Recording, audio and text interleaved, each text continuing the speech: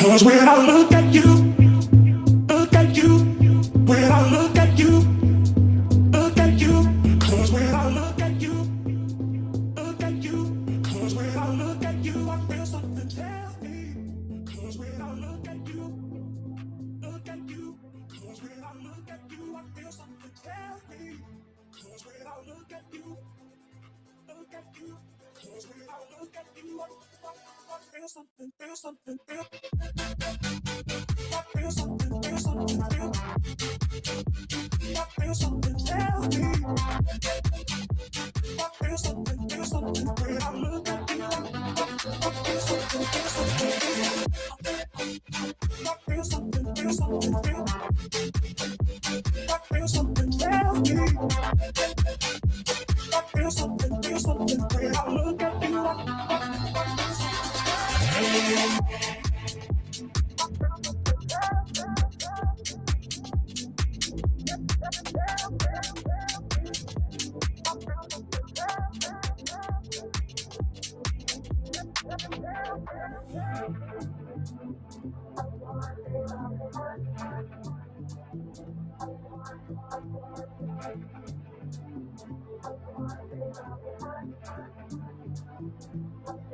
Cause when I look at you, look at you. Cause when I look at you, I feel something tell me.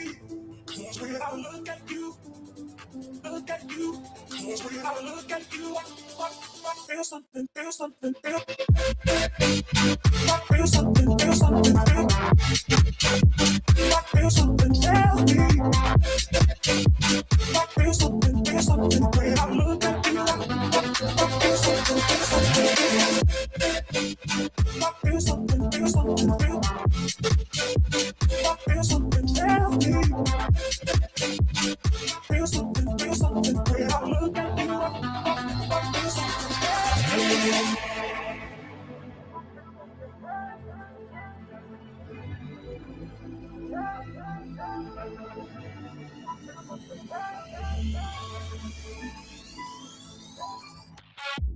What if we were meant to let go of the wheel? Is there a second chance to confess the way we feel? You could be the one to my Achilles heel, and it hurts to admit that the weight is getting tighter. I'm close to letting go, dancing with survival, and you're my only hope.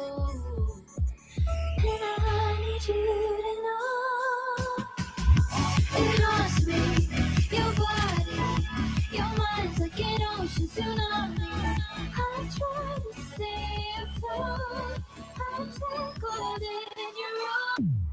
I hate you, I love you. I hate that I love you, they're both true. You got a heart on me, and I'm on too tight.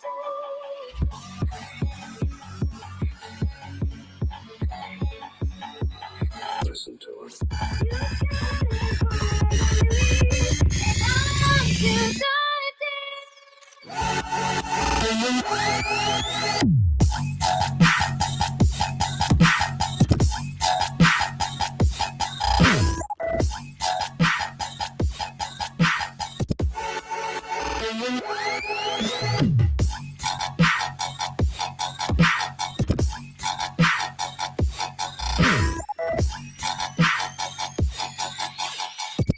It haunts me, your body, your mind's like an ocean tsunami. I'll try to stay afloat. I'm tangled in your ropes. I hate you, I love you. I hate that I love you, they're both true.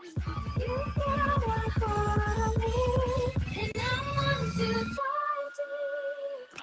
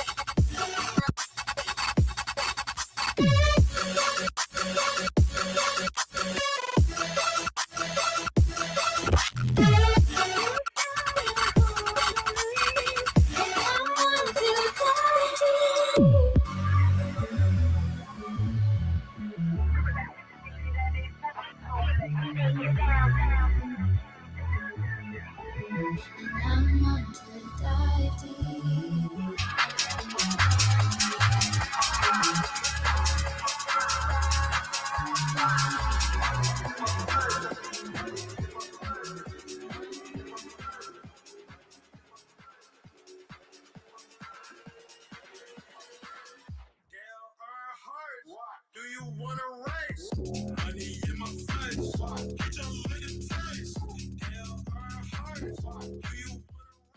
It's always hard to try to end the party because it's like, oh man, some of this music gets really, really hard to turn off. Anyways, ladies and gentlemen, it is time to start getting ready here. So with that being said, let's get that transition music going. Let's do this.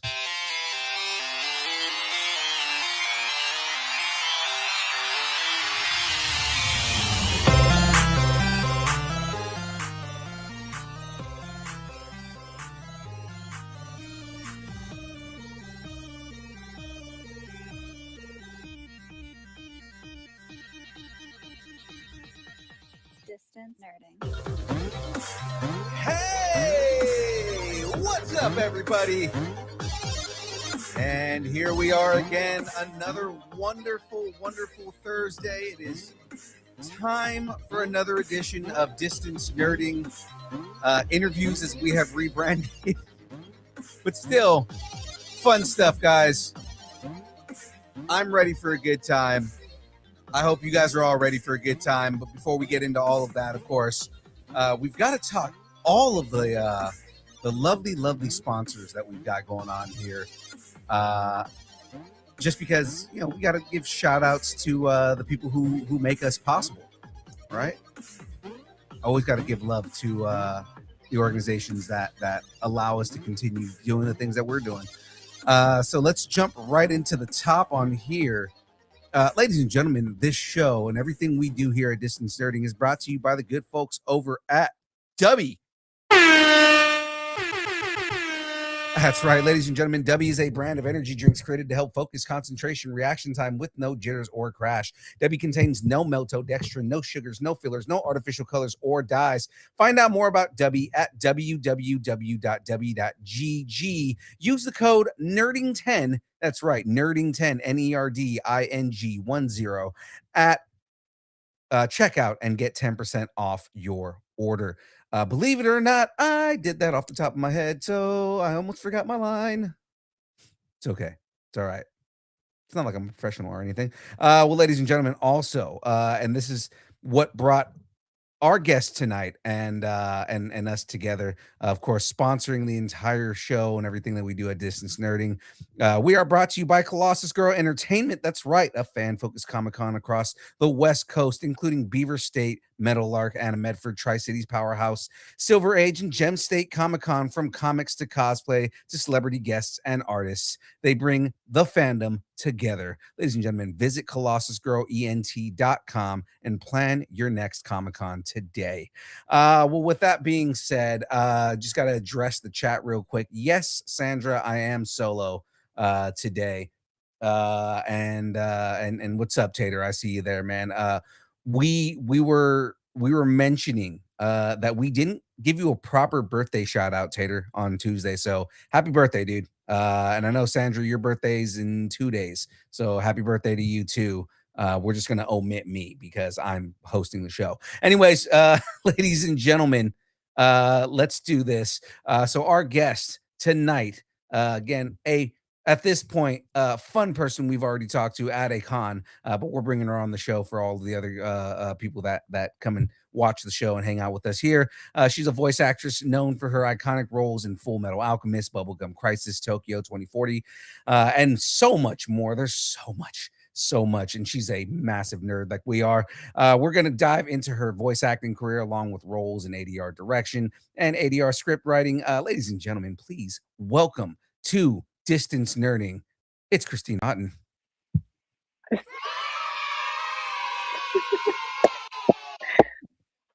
I was sitting here trying to figure out what pose I was going to be in when it came on. and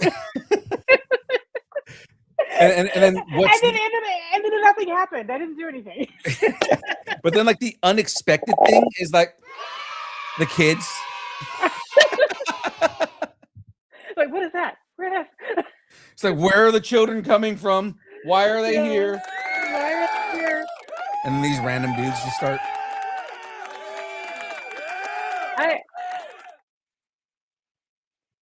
I'm having I my video is a little chunky, so forgive me if I look chunky. I don't know. No, you're fine. You're good. No worries. Okay. I see you here. Sandra saying, they're here mostly for the Lego. Guys, because I'm doing a solo show, it gets hard for me to actually read the script and build my Lego. I'll show you guys what I was actually planning on building. I had to take it apart too, but um Oh, cool. I was gonna do the scene from Jedi. Yep. Yep, Return of a Jedi. Yep. Yeah. I was gonna take that apart. I've got the Yeah. trees. I was gonna have all See that little going on. little Ewoks there being stabbed by the jet Oh, runners. that would be cool if there were Ewoks here. There's, like, Yeah. not any on this, but there is a Luke and a Leia and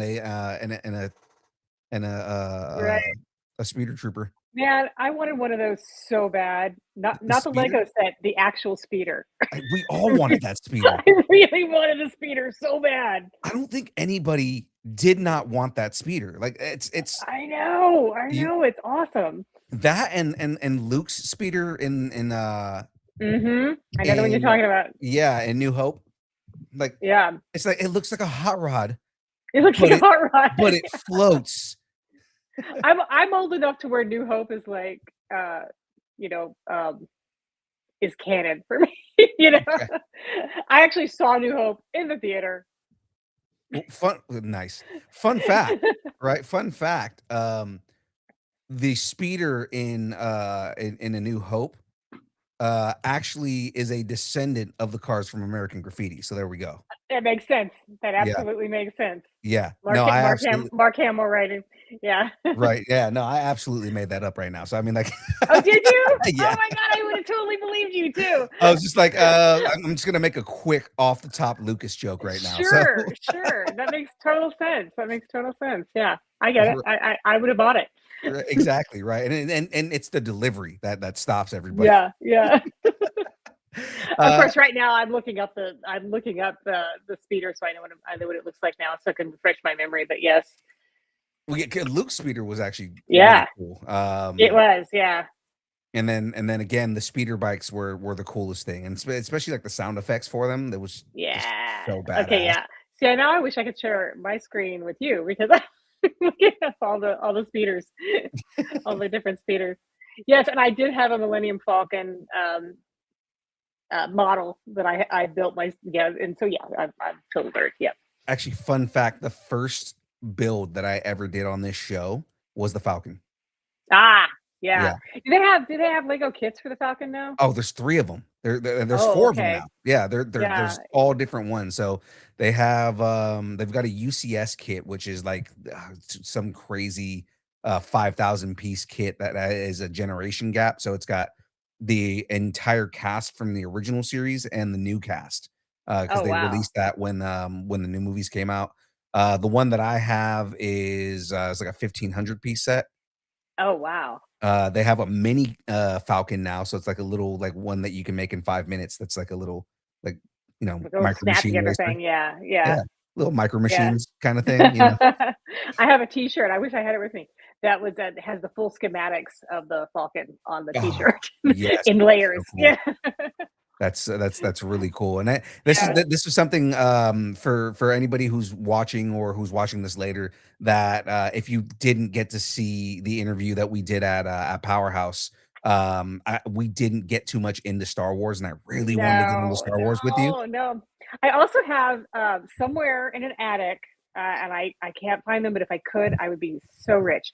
I have a shoebox full of all the original Star Wars bubble gum cards. Do you remember those? No way. Yes, I Yeah, do. yeah, and I collected them for so many years that I have the entire set where you lay them all out, it builds a picture That's on the so cool. back. Yeah, so I have them somewhere, and I don't know where they are, and it's driving me crazy. That is so cool. I'm gonna break your heart right now because, Oh, no. yeah, I've told this story on the show multiple times, and people know this, and it still bothers me to this day. So when I was probably 8 or 9, so this is, back some time. My, my parents were going through it. They were going through divorce, I know where this and is going. yeah, and I had a crap ton of original Kenner Star Wars toys. Yeah, and I played with them because I was a kid, and I played with my Well, favorite yeah, Star you Wars don't keep them toys. in the box when you're a kid. You play with them. Right, and I had, like, multiple Luke Skywalkers, I had a couple Darth Vaders, Yeah. just all these different things. I remember I had Admiral Akbar, I had, like, just a It's a whole bunch trap. of characters. It's a trap! It's a trap. Um, and the biggest thing that I had, like, my favorite piece of the whole thing was I had an Imperial shuttle. Oh, wow. Right? So I had this Imperial shuttle, with all these different Star Wars toys, and one day I come home and they're gone. And I'm like, Oh, "Where did my toys no. go?" I'm thinking like, "Oh, maybe my aunt or my mom put them away or something like that." And I'm just like, "Oh, well, let me just go ask them where my Star Wars toys are." And I go ask, where my toys are, and my mom didn't think I was playing with those toys. Oh my And god. yeah, and Those she aren't toys. They're collectors. Oh, I give her crap for it to Oh this my day, god. right? Oh my She god. sold them in a yard sale, Oh, man, and that I'm sure sucks. right, and I'm sure they were not like, she didn't sell them for that much. So somebody got, like, $1,000,000 worth of Kenner toys. At least now, they're, like, worth Yeah. $1,000,000, right? Like, Oh even my loose, those god. toys are worth Even so loose. much money. Yeah, they're Yeah. loo I mean, especially originals like that. Yeah. Right, Wow. and I think it was because they were Wow. my dad's, and it was just kinda like, "Oh, well, he doesn't play with them anymore, so throw them away." Yeah, yeah. Man, you had an Akbar. That's amazing. Oh, I had an Admiral Akbar. Oh, wow. I remember because I didn't get into the movies until after I already had the toys. Oh, really? Yeah, How did you come across the toys then? my parents, they gave them to me as toys, and I was Oh, just like, "Oh, these are cool toys," and then I knew what toys went with each other, like, with which ones, so I knew these are Star Wars yeah. toys, and this is Right, where right, they right. go, So and I saw New Hope when I was a kid at a drive-in with my dope. parents. I did. That was the first time I saw New Hope was at a drive-in. I think I was probably like 8 or 9 when Okay. yeah, when it first came out. Yeah, I just really dated myself. It's Yeah. okay. It is fine. It's okay. Uh, yeah, I'm younger, but I A cursory Google search would tell you that anyway. right. I was gonna say I'm younger, but at the same time, I tend to date myself for my time because Yeah, you talk nerdy things and you tend to get like the younger yeah. generations. And we'll start talking about things in the 90s and they'll be like, what? Yeah, I mean, I this is, next week is my 30th wedding anniversary, if that gives you some Wow. idea of my vintage. Yeah. Wow. I hope to get there in about 27 years. Yeah, and he's in the kitchen right now making me flatbreads, so Nice. yeah, Nice. yeah. My birthday is on Tuesday, and Oh, happy birthday. I appreciate that. And in the chat, Sandra's birthday is on Saturday. Tater's birthday Okay. was on Tuesday. And we have a game night on Mondays. So my wife is like, "Well, I was trying to figure out I was gonna make you this cake." And she was like, "I was gonna make you this cake that was like a special cake, and but I didn't want to make a full cake, and I didn't know how I was gonna make it. And now that I know, oh, it's Sandra and it's Tater's birthdays, I'm just gonna Right. make a full cake then, if that's the case." Yeah, yeah, yeah. So, I don't know if you remember this, but it was kind of the rage back in the day, Uh-huh. Death Star cakes. Death Star cakes. Okay. Death Star. Oh, Like the Death Star. Oh my God, Death Star Death cakes. Star cakes. Yeah, Death Star cakes. Do you remember this? I don't know, I you can look don't. it up. Google it. It's, yeah, but you needed armature. You had to get, like, sticks in there to get it to stay because you had to start small and make it big, but, I remember these things. Let me see if I'm actually making this up in my head. No, I see a full Death Star cake on Cake Central. This looks Yeah. amazing. Yeah, yeah, and it's kinda squished in the bottom so it doesn't roll around, but yeah, it's the Death Star cake, yeah. I I love remember I wanted one so bad, so I love bad. that they use sprinkles for, like, all the lights on the on Yeah. the thing. You just have like Sprinkle. these random sprinkles all over the cake, and it's And like, now yeah, these are the lights. I can't be happy unless I have one now. That is amazing. Hold on, I've got to show this to everybody on the stream. Hold on, let me Yeah, pull it yeah, up real yeah, quick. yeah. There's even Uh, videos of people making them. Oh, you know what? On Big Bang, there's one of Bernadette making one on Big Bang Theory. nice. Yeah, yeah. Look at these. Look at these cakes. Isn't that great? These are amazing. Yeah. Look at this. This one right here is this one. I'm just like, look at these sprinkles. They're lights. They're lights. The sprinkles are lights. I know, it's amazing, isn't it? Oh, I love It's that pretty Google just. cool. I love that It's on Google from just decided no. There we go. no, no. Yeah, there's all sorts of ones, and yeah, there are lots that use sprinkles as the lights. That's Man, so cool. that's some dedication there. Yeah. So there, you learned something new. There's a Death Star cake. Yeah. This one is cool right here. It's got the little it's got Star Oh Wars at the yeah, bottom. yeah, and it's got Yoda at the on the. What's he doing there? Is he going to single handedly take out the Death Star? I think so. That seems like something Yoda would do. That actually might be a Lego Yoda. It might be. Look at that. Wow, that is That's so cool. that's so cool. Yeah, that's really cool. Well, now you learned something. Now you're not going to be happy unless you have one. Now I have to just tell my wife, like, I want a Star Wars cake. That's not just a Star Wars cake. I want a Death Star cake. It has to be the Death Star. So, are you totally into hard sci-fi, or do you branch into fantasy? But Oh, what's your particular nerd? I am a nerd aficionado, so I'm into all things nerdy. Okay. I just my whole thing is I love story. Yeah. Right? Yeah. So anything that has good story is something that I enjoy. So I range the gamut, right? Like I like sci-fi, I like fantasy, like literally we just started a D&D campaign and we're doing that. So I'm into fantasy. I mean that's why I'm into animes because good story, things like that. Yeah, yeah. I'm just You know, into anything with good story. I directed an anime that I just loved. God, now I'm blanking on it. I'm gonna find it. Let's try to find it on IMDb or something. Let's see. It is. I know, right? I have to check myself. Yeah. Oh gosh, Oh, he Andrew, said, what was the anime that I directed about the space program in Japan? Oh, Moonlight Mile. Yeah, Moonlight Mile. I love that your husband had it right off the top. He was just like Moonlight Mile, Moonlight Mile. Yeah, we both love the show so much. You know, and it follows the saga of a Japanese astronaut going through the American space program to eventually Ooh. make a trip to the moon. And it's so good. It's so good. Andrew Love plays. I cast Andrew Love as the main character and as the astronaut. It's just such a good show. If you get a chance, check it out. It was kind of squished a little bit by Garen Lagann, but it's just such a good show. It really is. Check it out. Yeah, and that kind of happens when you have like multiple titles that come out at Mm-hmm. once. One is like Yeah, yeah. massive. It was overshadowed a little bit by Garen Lagann, but I was sad because it was such a cool show. But I loved it. And when I got asked to direct it, I was like, yes, I got a space show. That's pretty dope. Yeah, one of my first shows that I directed was Udaware Ramona. I don't know if you remember that one. We used to call it Underwater Ray Romano. Underwater Ray Romano. Yeah, but it's that's orcs and goblins and armies of mutants and stuff. And I loved that show. That was fun to direct. But when I got Moonlight Mile, I was really excited.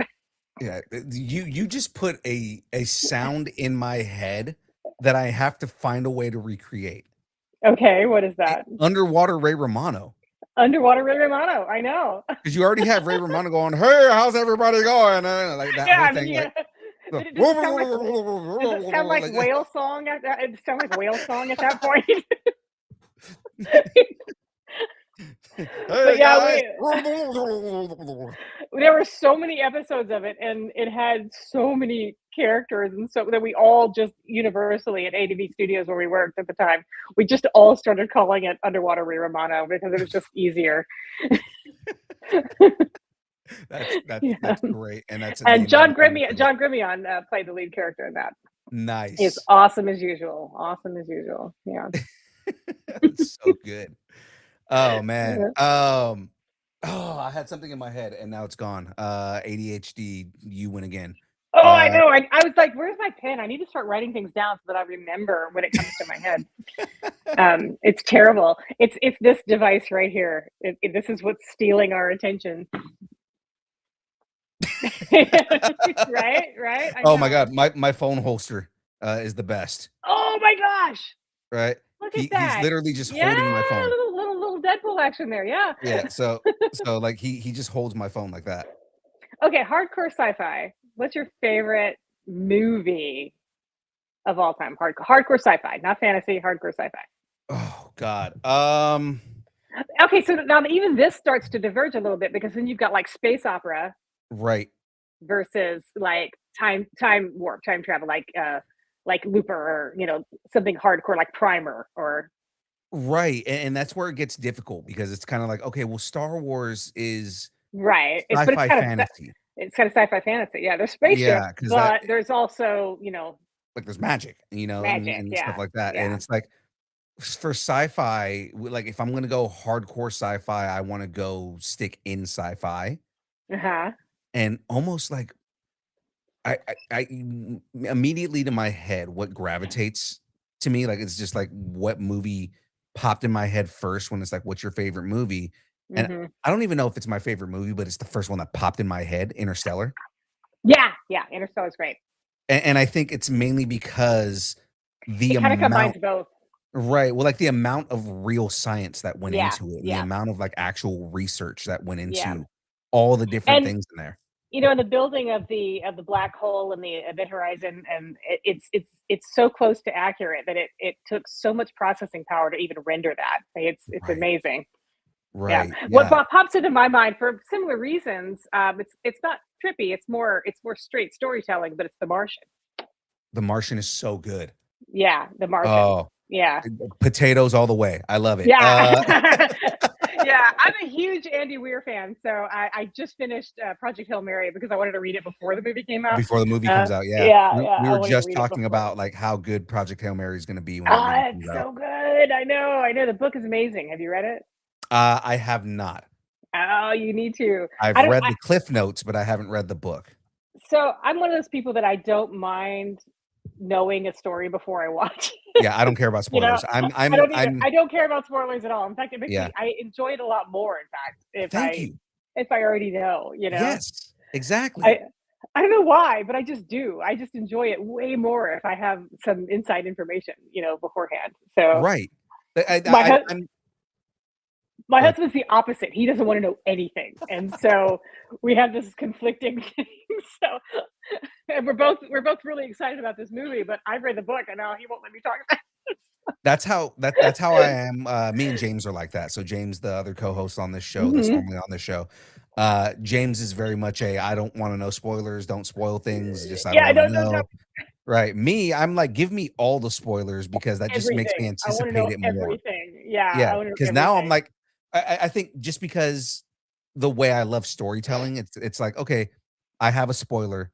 I don't care about the spoiler mainly because I want to know how they implement it into the story. Mhm. Me Right. too. That to me, that's because books are so different. Of course, it's a different medium, and you can do lots Mhm. of different things. So my curiosity now is, well, how are they going to do it? How are they going to Right. do it in the movie? Right. Right. And that's very exciting to me. Right. So, I am the biggest Deadpool, like, fanboy oh of all yeah. time, right? And remember, you saw Okay. me in the Deadpool costume, Yep. right? So, I mean, like, Yep. Yep. I am, like, the biggest Deadpool fanboy. When Deadpool and Wolverine was coming out, I had Mhm. all the spoilers before the movie came out. I knew what was happening. My whole thing was, "Okay, I know Gambit and Blade are showing up. How does that play out? How is that gonna be?" Right. And knowing that Gambit and Blade were coming didn't spoil when they showed up on screen and how Yeah. badass it was. Because you want to know how. Right. Yeah. So it's really interesting. I mean, I do enjoy watching things that I know nothing about. I do enjoy that too. But when Mhm. it comes to like hardcore sci-fi stuff, I really want to know. Yeah, well, I mean, we know a lot of there's a lot of people that we know, especially, like, people who are on the show that, they forego trailers just because they don't want to be spoiled when they see the Right, movie. right, Right, right. and it's like, I Yeah. wanna see all of that stuff. I wanna see everything, right? Like, I'm already looking up spoilers for Doomsday, Oh yeah.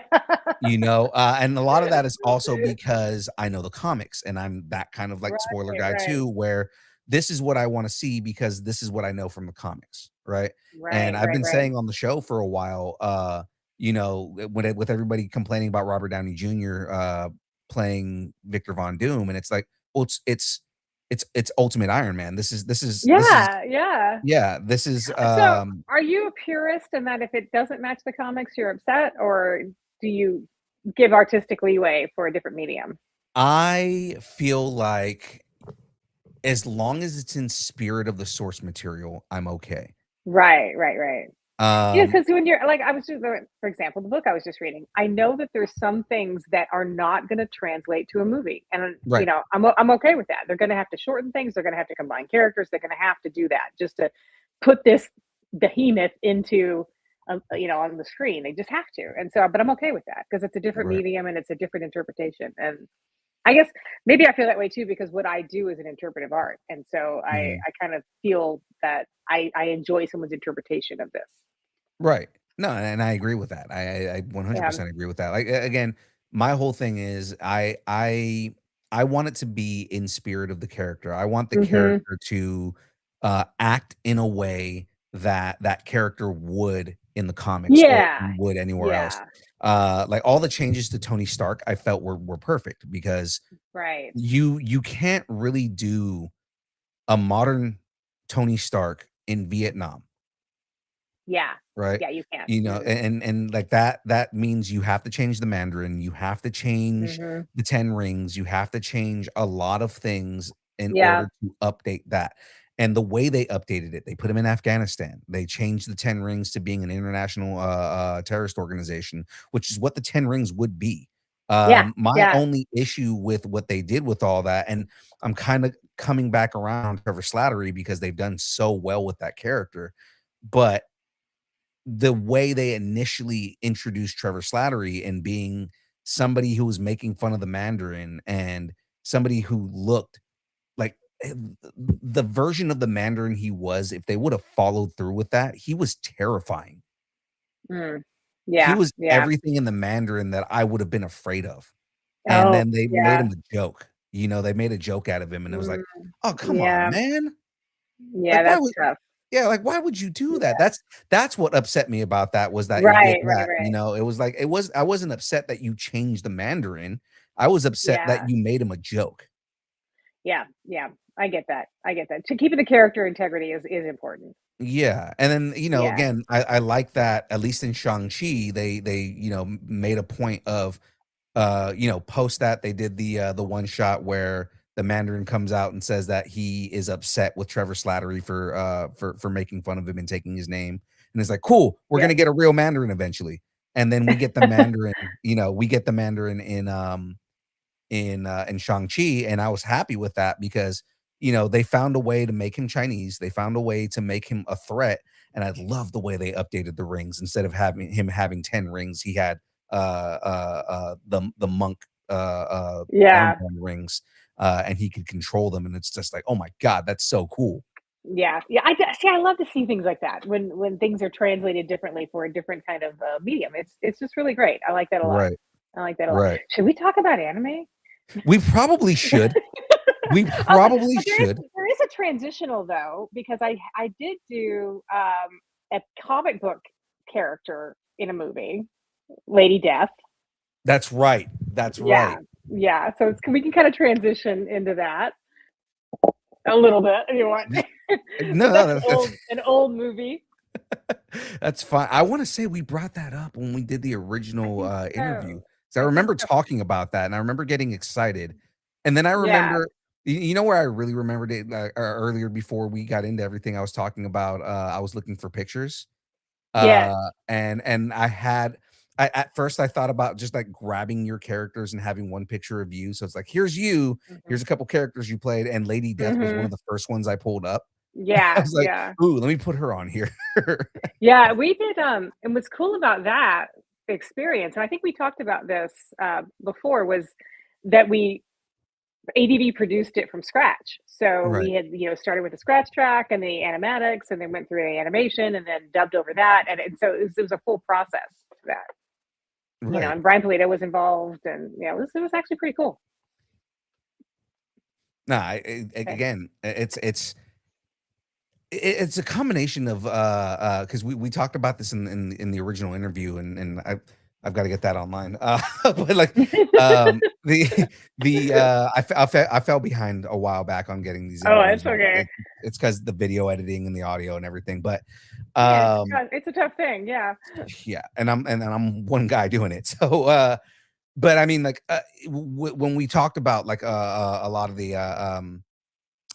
uh the ADR and Hmm. the influence on the ADR in being an actor, and then bringing that back to your acting, Yeah. kind of like everything being a full circle to kind of make you better in all Hmm.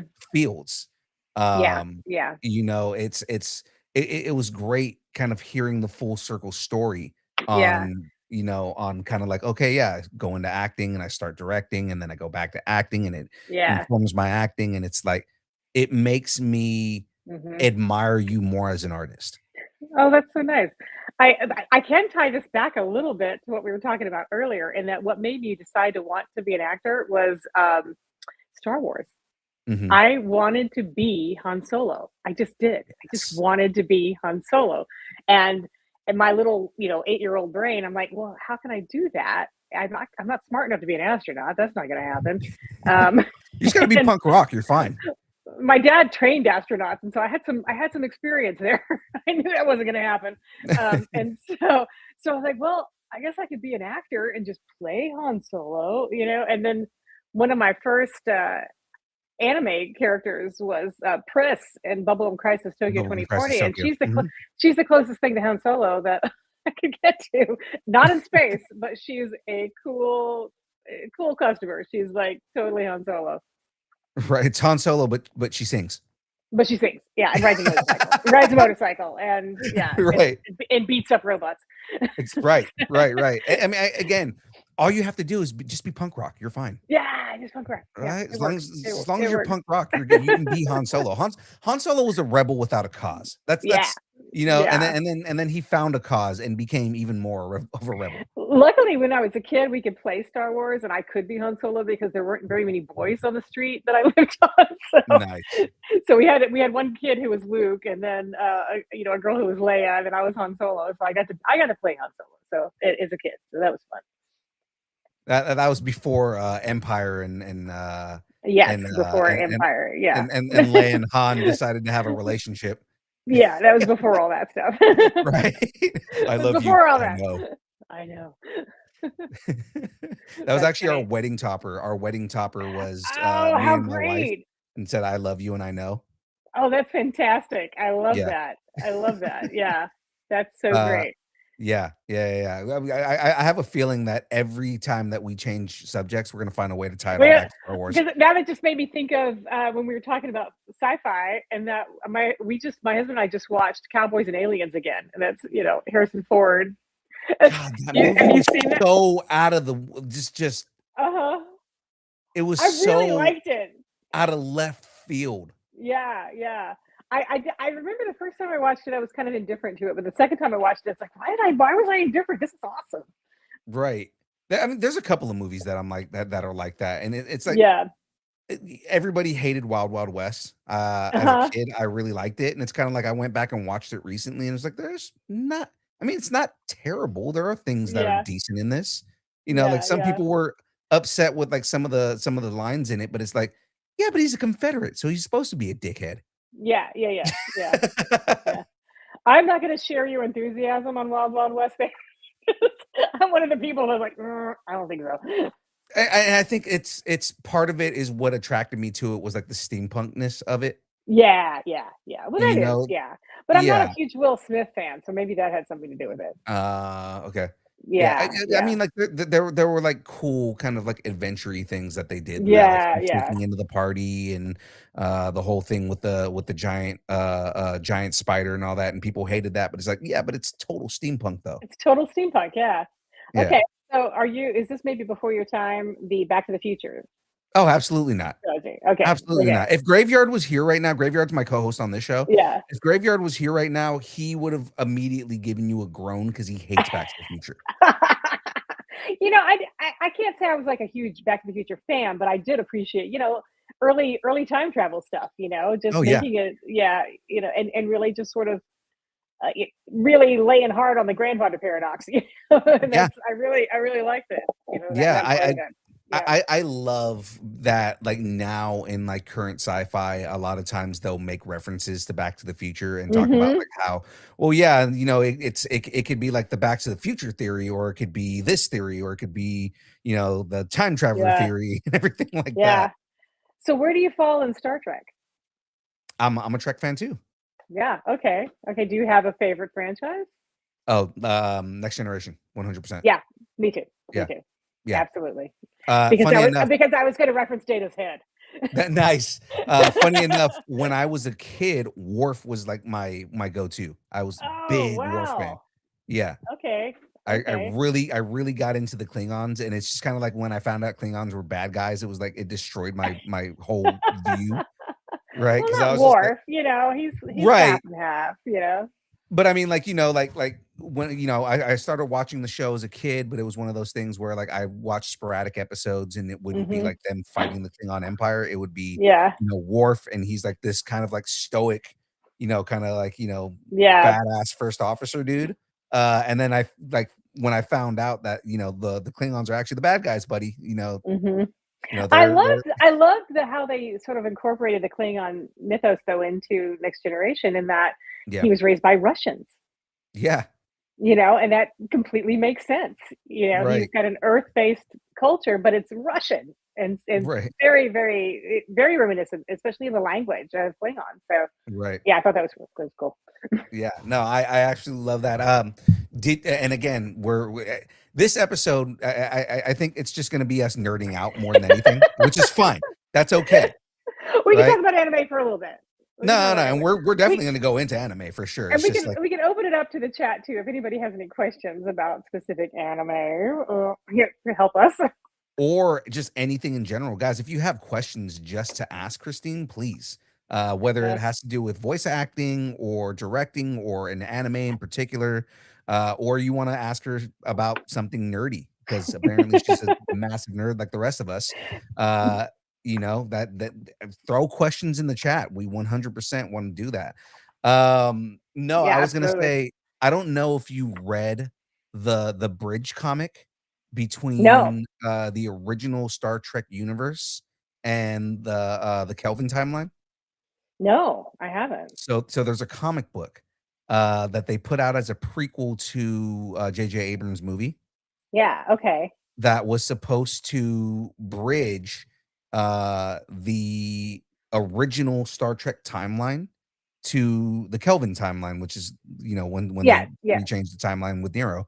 right. And in the comic book in that time period, like a lot of the comic they explain like the squid, which was Spock's ship, Yeah, the one that carried the red yeah, matter in it. yeah. They explain like who built it. So actually, oh, what's his name? I'm forgetting his name right now. Who's got the visor?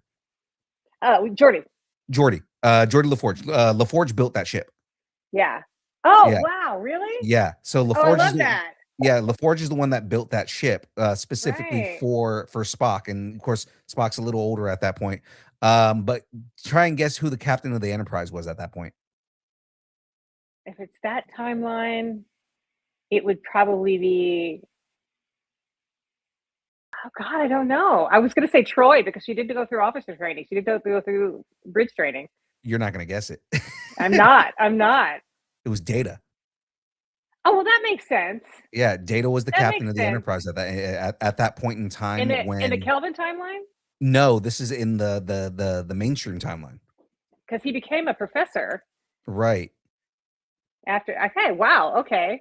Yeah, so at that point, and this is like a big it was like a, I wanna say in issue 3, it was like a big, reveal Okay. when Spock was having the ship built. He was like, "Well, I need help from the Enterprise," and, the next scene, he walks on the bridge and Data turns around in the chair. Oh, nice, nice. Yeah, I love that. I love and he has that. a conversation So with Data. I have lots of connections with Star Trek a lot, actually. Mhm. So Brent Spiner and I went to the same college. We Oh, wow. overlapped by a little bit, yeah. And I've met LeVar Burton on in many times, and I've been on George Takei's show, AARP show.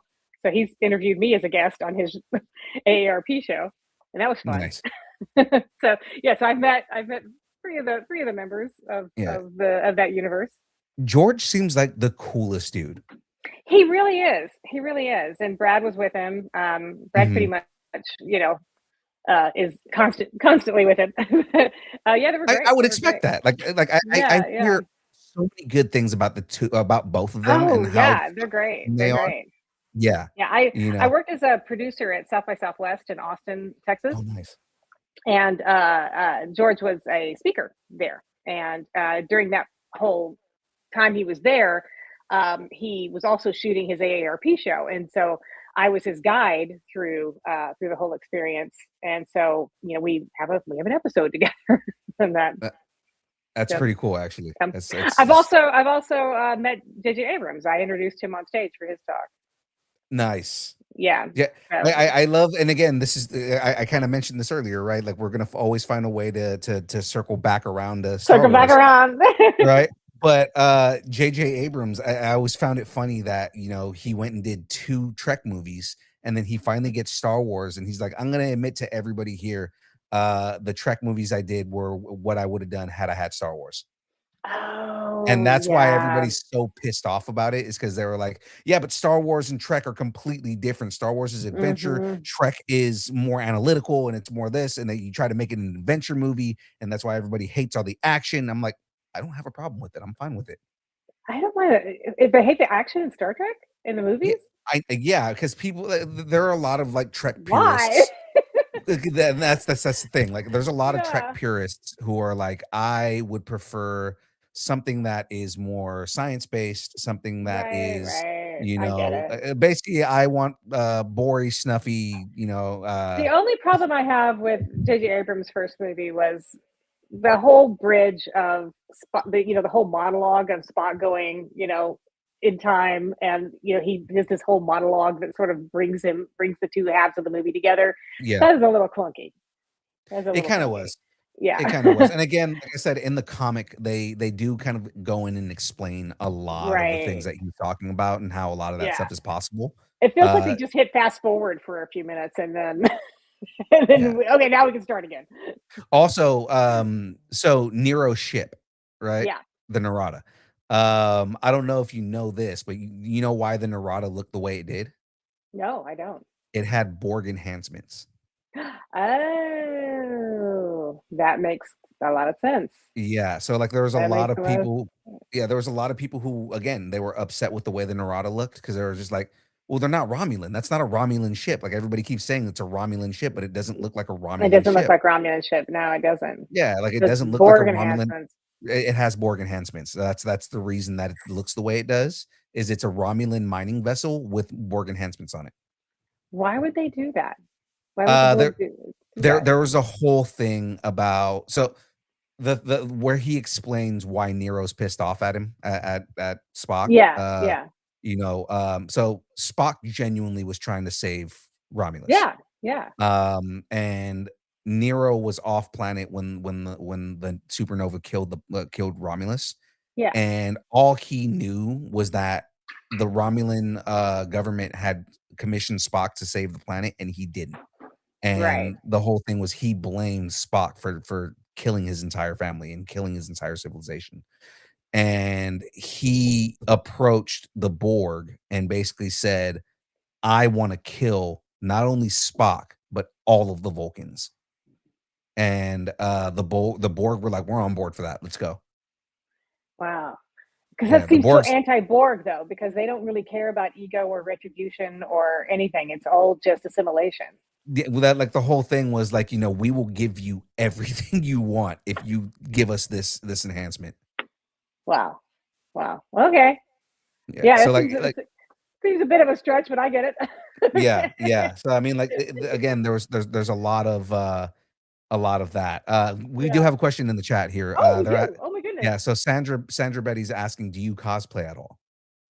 I don't. And I I part of it is because I feel like I need to stay separate from the characters that I Hmm. play specifically and separate from that world to experience it on the level of I don't know. It's hard to explain philosophically, but I was never much of a costume person to begin with. So, and I just don't feel comfortable cosplaying. But Hmm.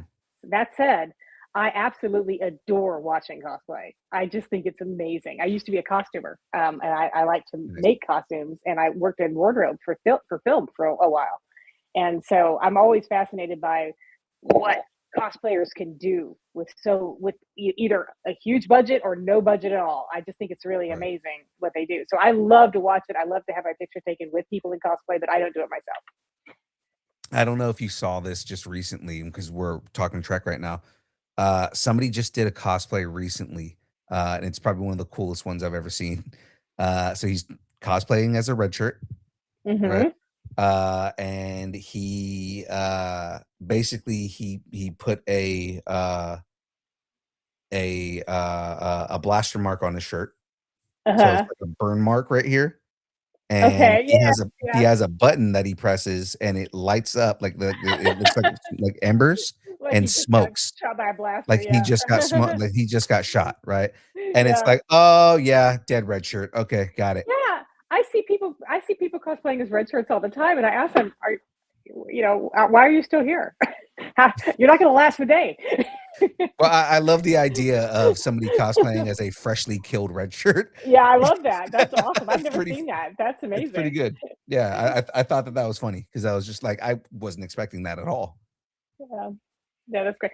So, okay, I'm going to throw out an anime. Let's say Mhm. I was just watching, okay, because I'm preparing a talk that I have to give Okay. about what I do, and so I was just kind of looking at some clips. I was going to put together a reel and stuff, and I kind of went down the Ghost Stories dub rabbit hole and Oh just started god. watching all of that and just sort of like bringing it all back to me.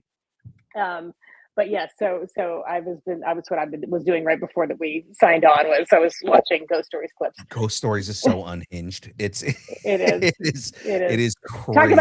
Talk about interpretation. Yeah.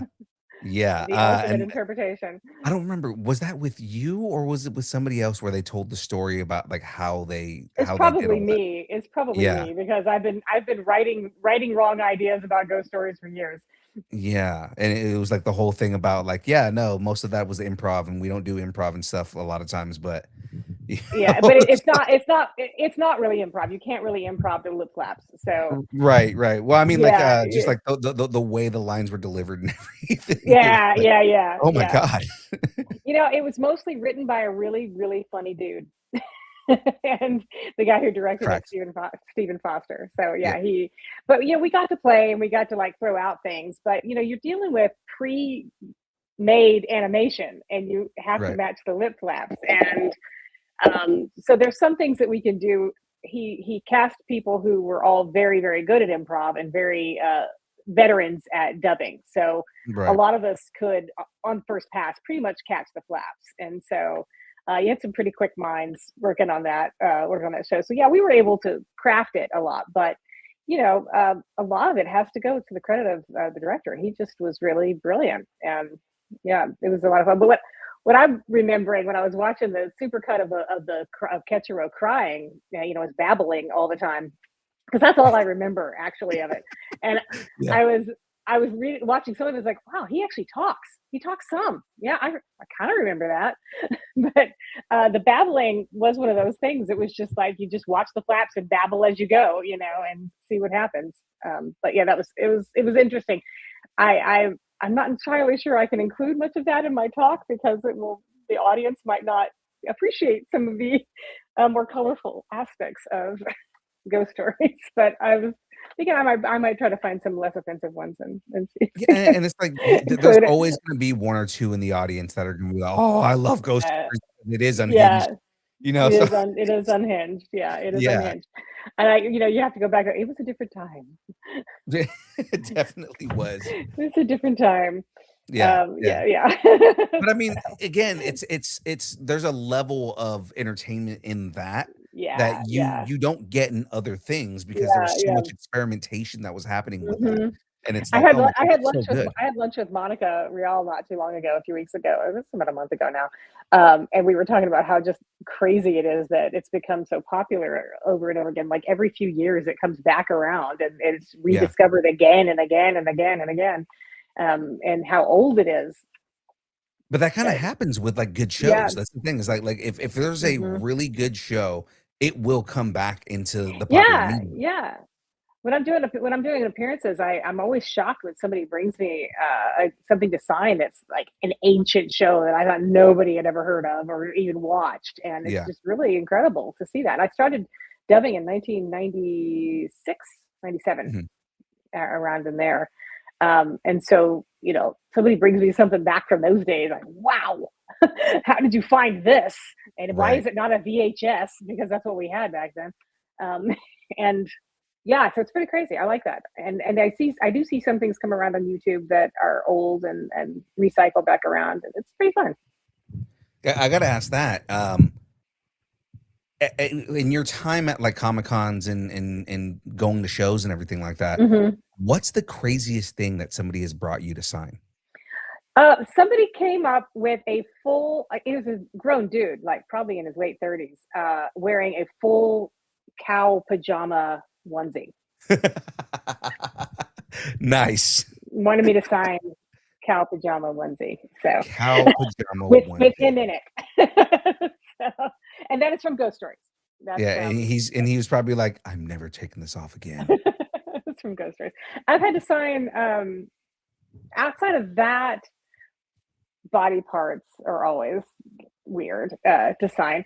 But I've had to sign I got to sign a somebody had 3D printed themselves the character of Teresa from Claymore.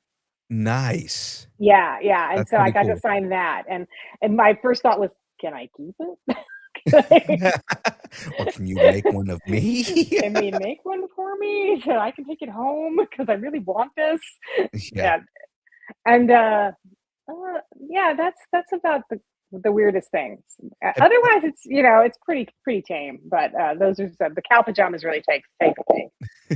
have you ever Yeah, had somebody who was like, "Okay, you are my favorite actor," and they get the signature, like, on their arm and then go and get it tattooed after?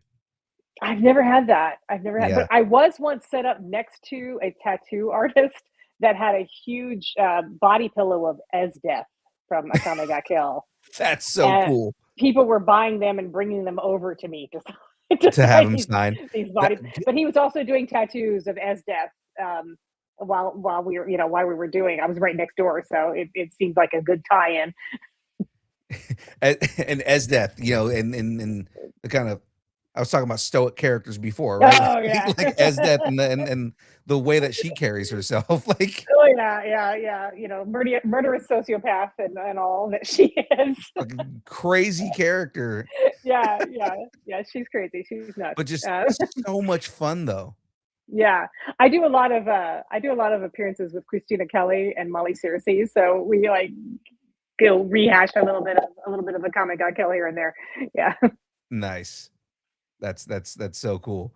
And yeah, like somebody making Esdeath like pillows and stuff. They like at a show Yeah. like that. That Yeah. is like they're destined to just Yeah. sell This I everything. should preface this by saying it was an etchy con. Okay. Yeah, so it was an adult, 18 plus con. So Yeah, yeah. it was, yeah. So a body pillow with his death on it would not be so strange at something like that. I mean, I assume any show that has that has anime predominantly and everything like that, like Yeah, yeah, I don't judge anything like that just because yeah, it's kind yeah. of like the fandom does what the Mhm. fandom does. Mhm. you know?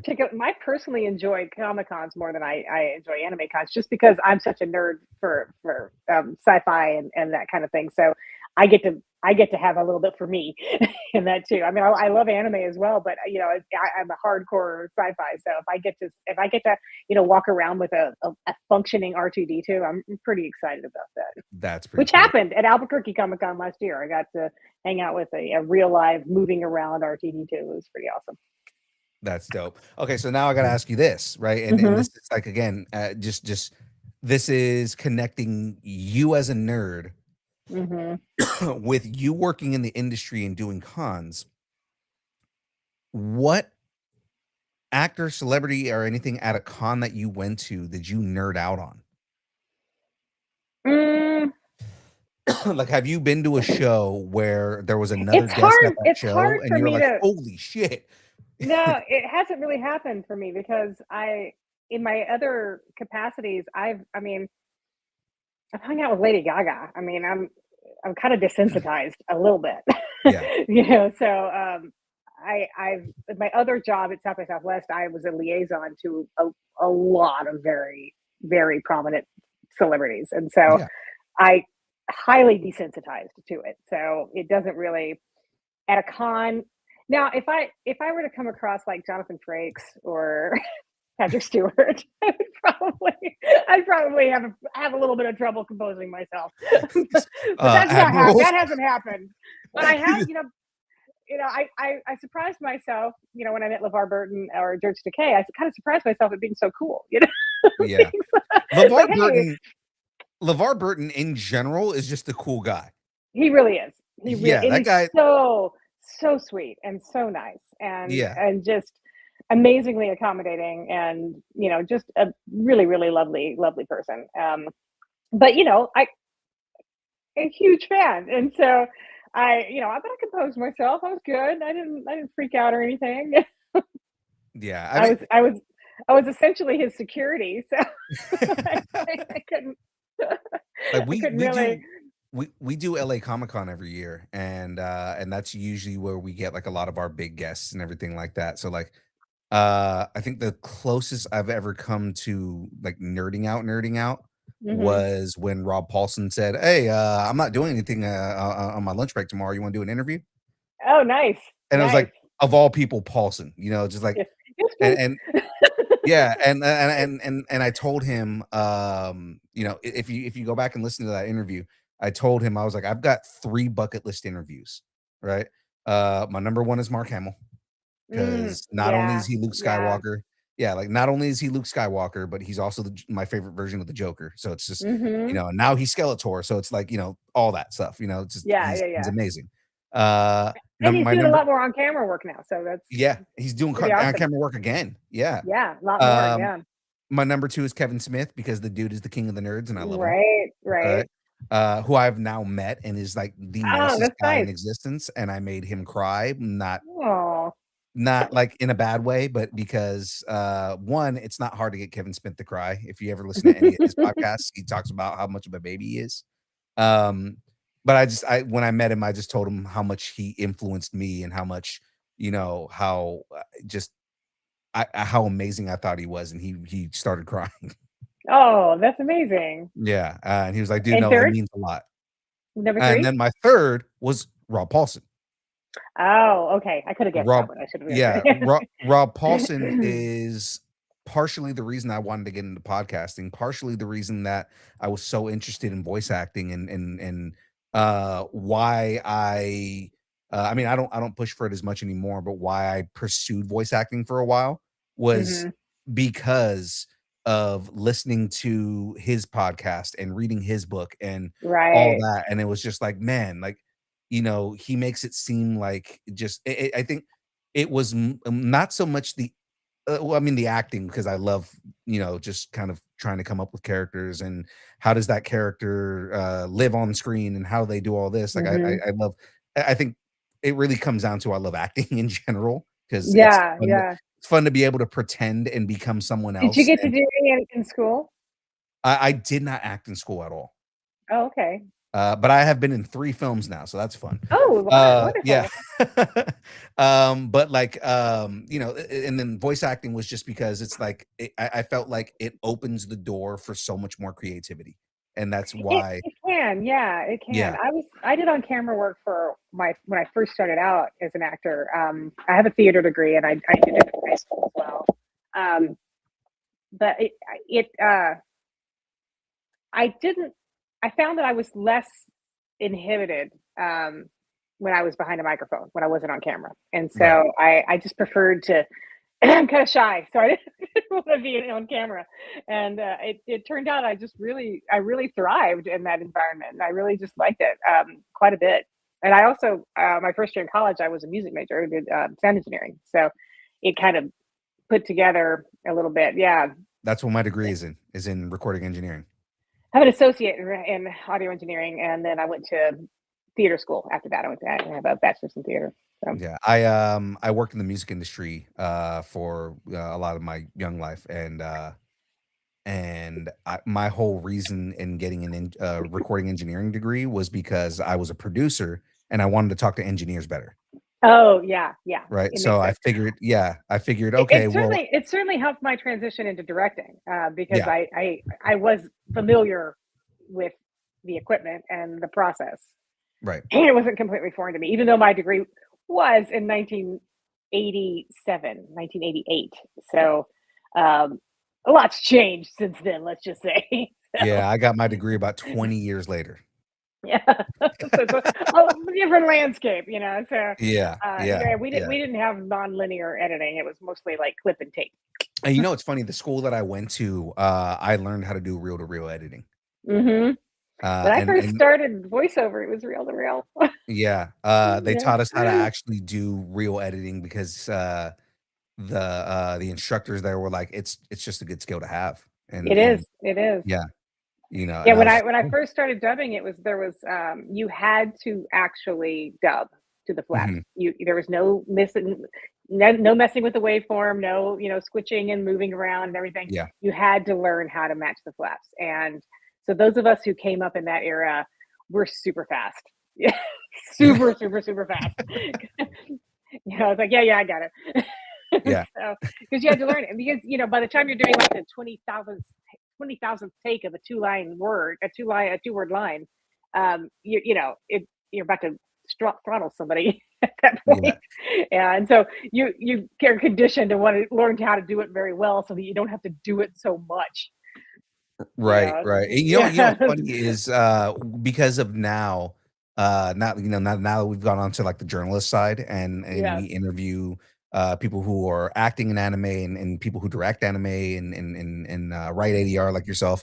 Yeah. It makes me go back and listen to like the old anime that everybody makes fun of and Mhm. appreciate it more because Yeah. the Yeah. amount of work that went into that. So like everybody likes to make fun of Speed Racer, right? Yeah. Because Yeah. oh yeah, but like a lot of Yeah. that, realize that the improvisation in those things were because you're matching the energy of the character Yeah. and going off of just having to record directly onto the reel for that. Yeah, you do.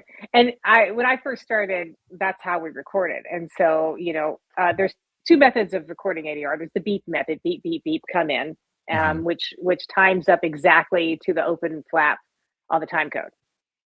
And it hits pretty good. And if the script is written well to flaps, it's pretty close that you're going to fit it almost entirely. Mhm. And then we at ADV we use the chase method. So you're listening to the Japanese, and you come in just a hair second after the flap, and they move it.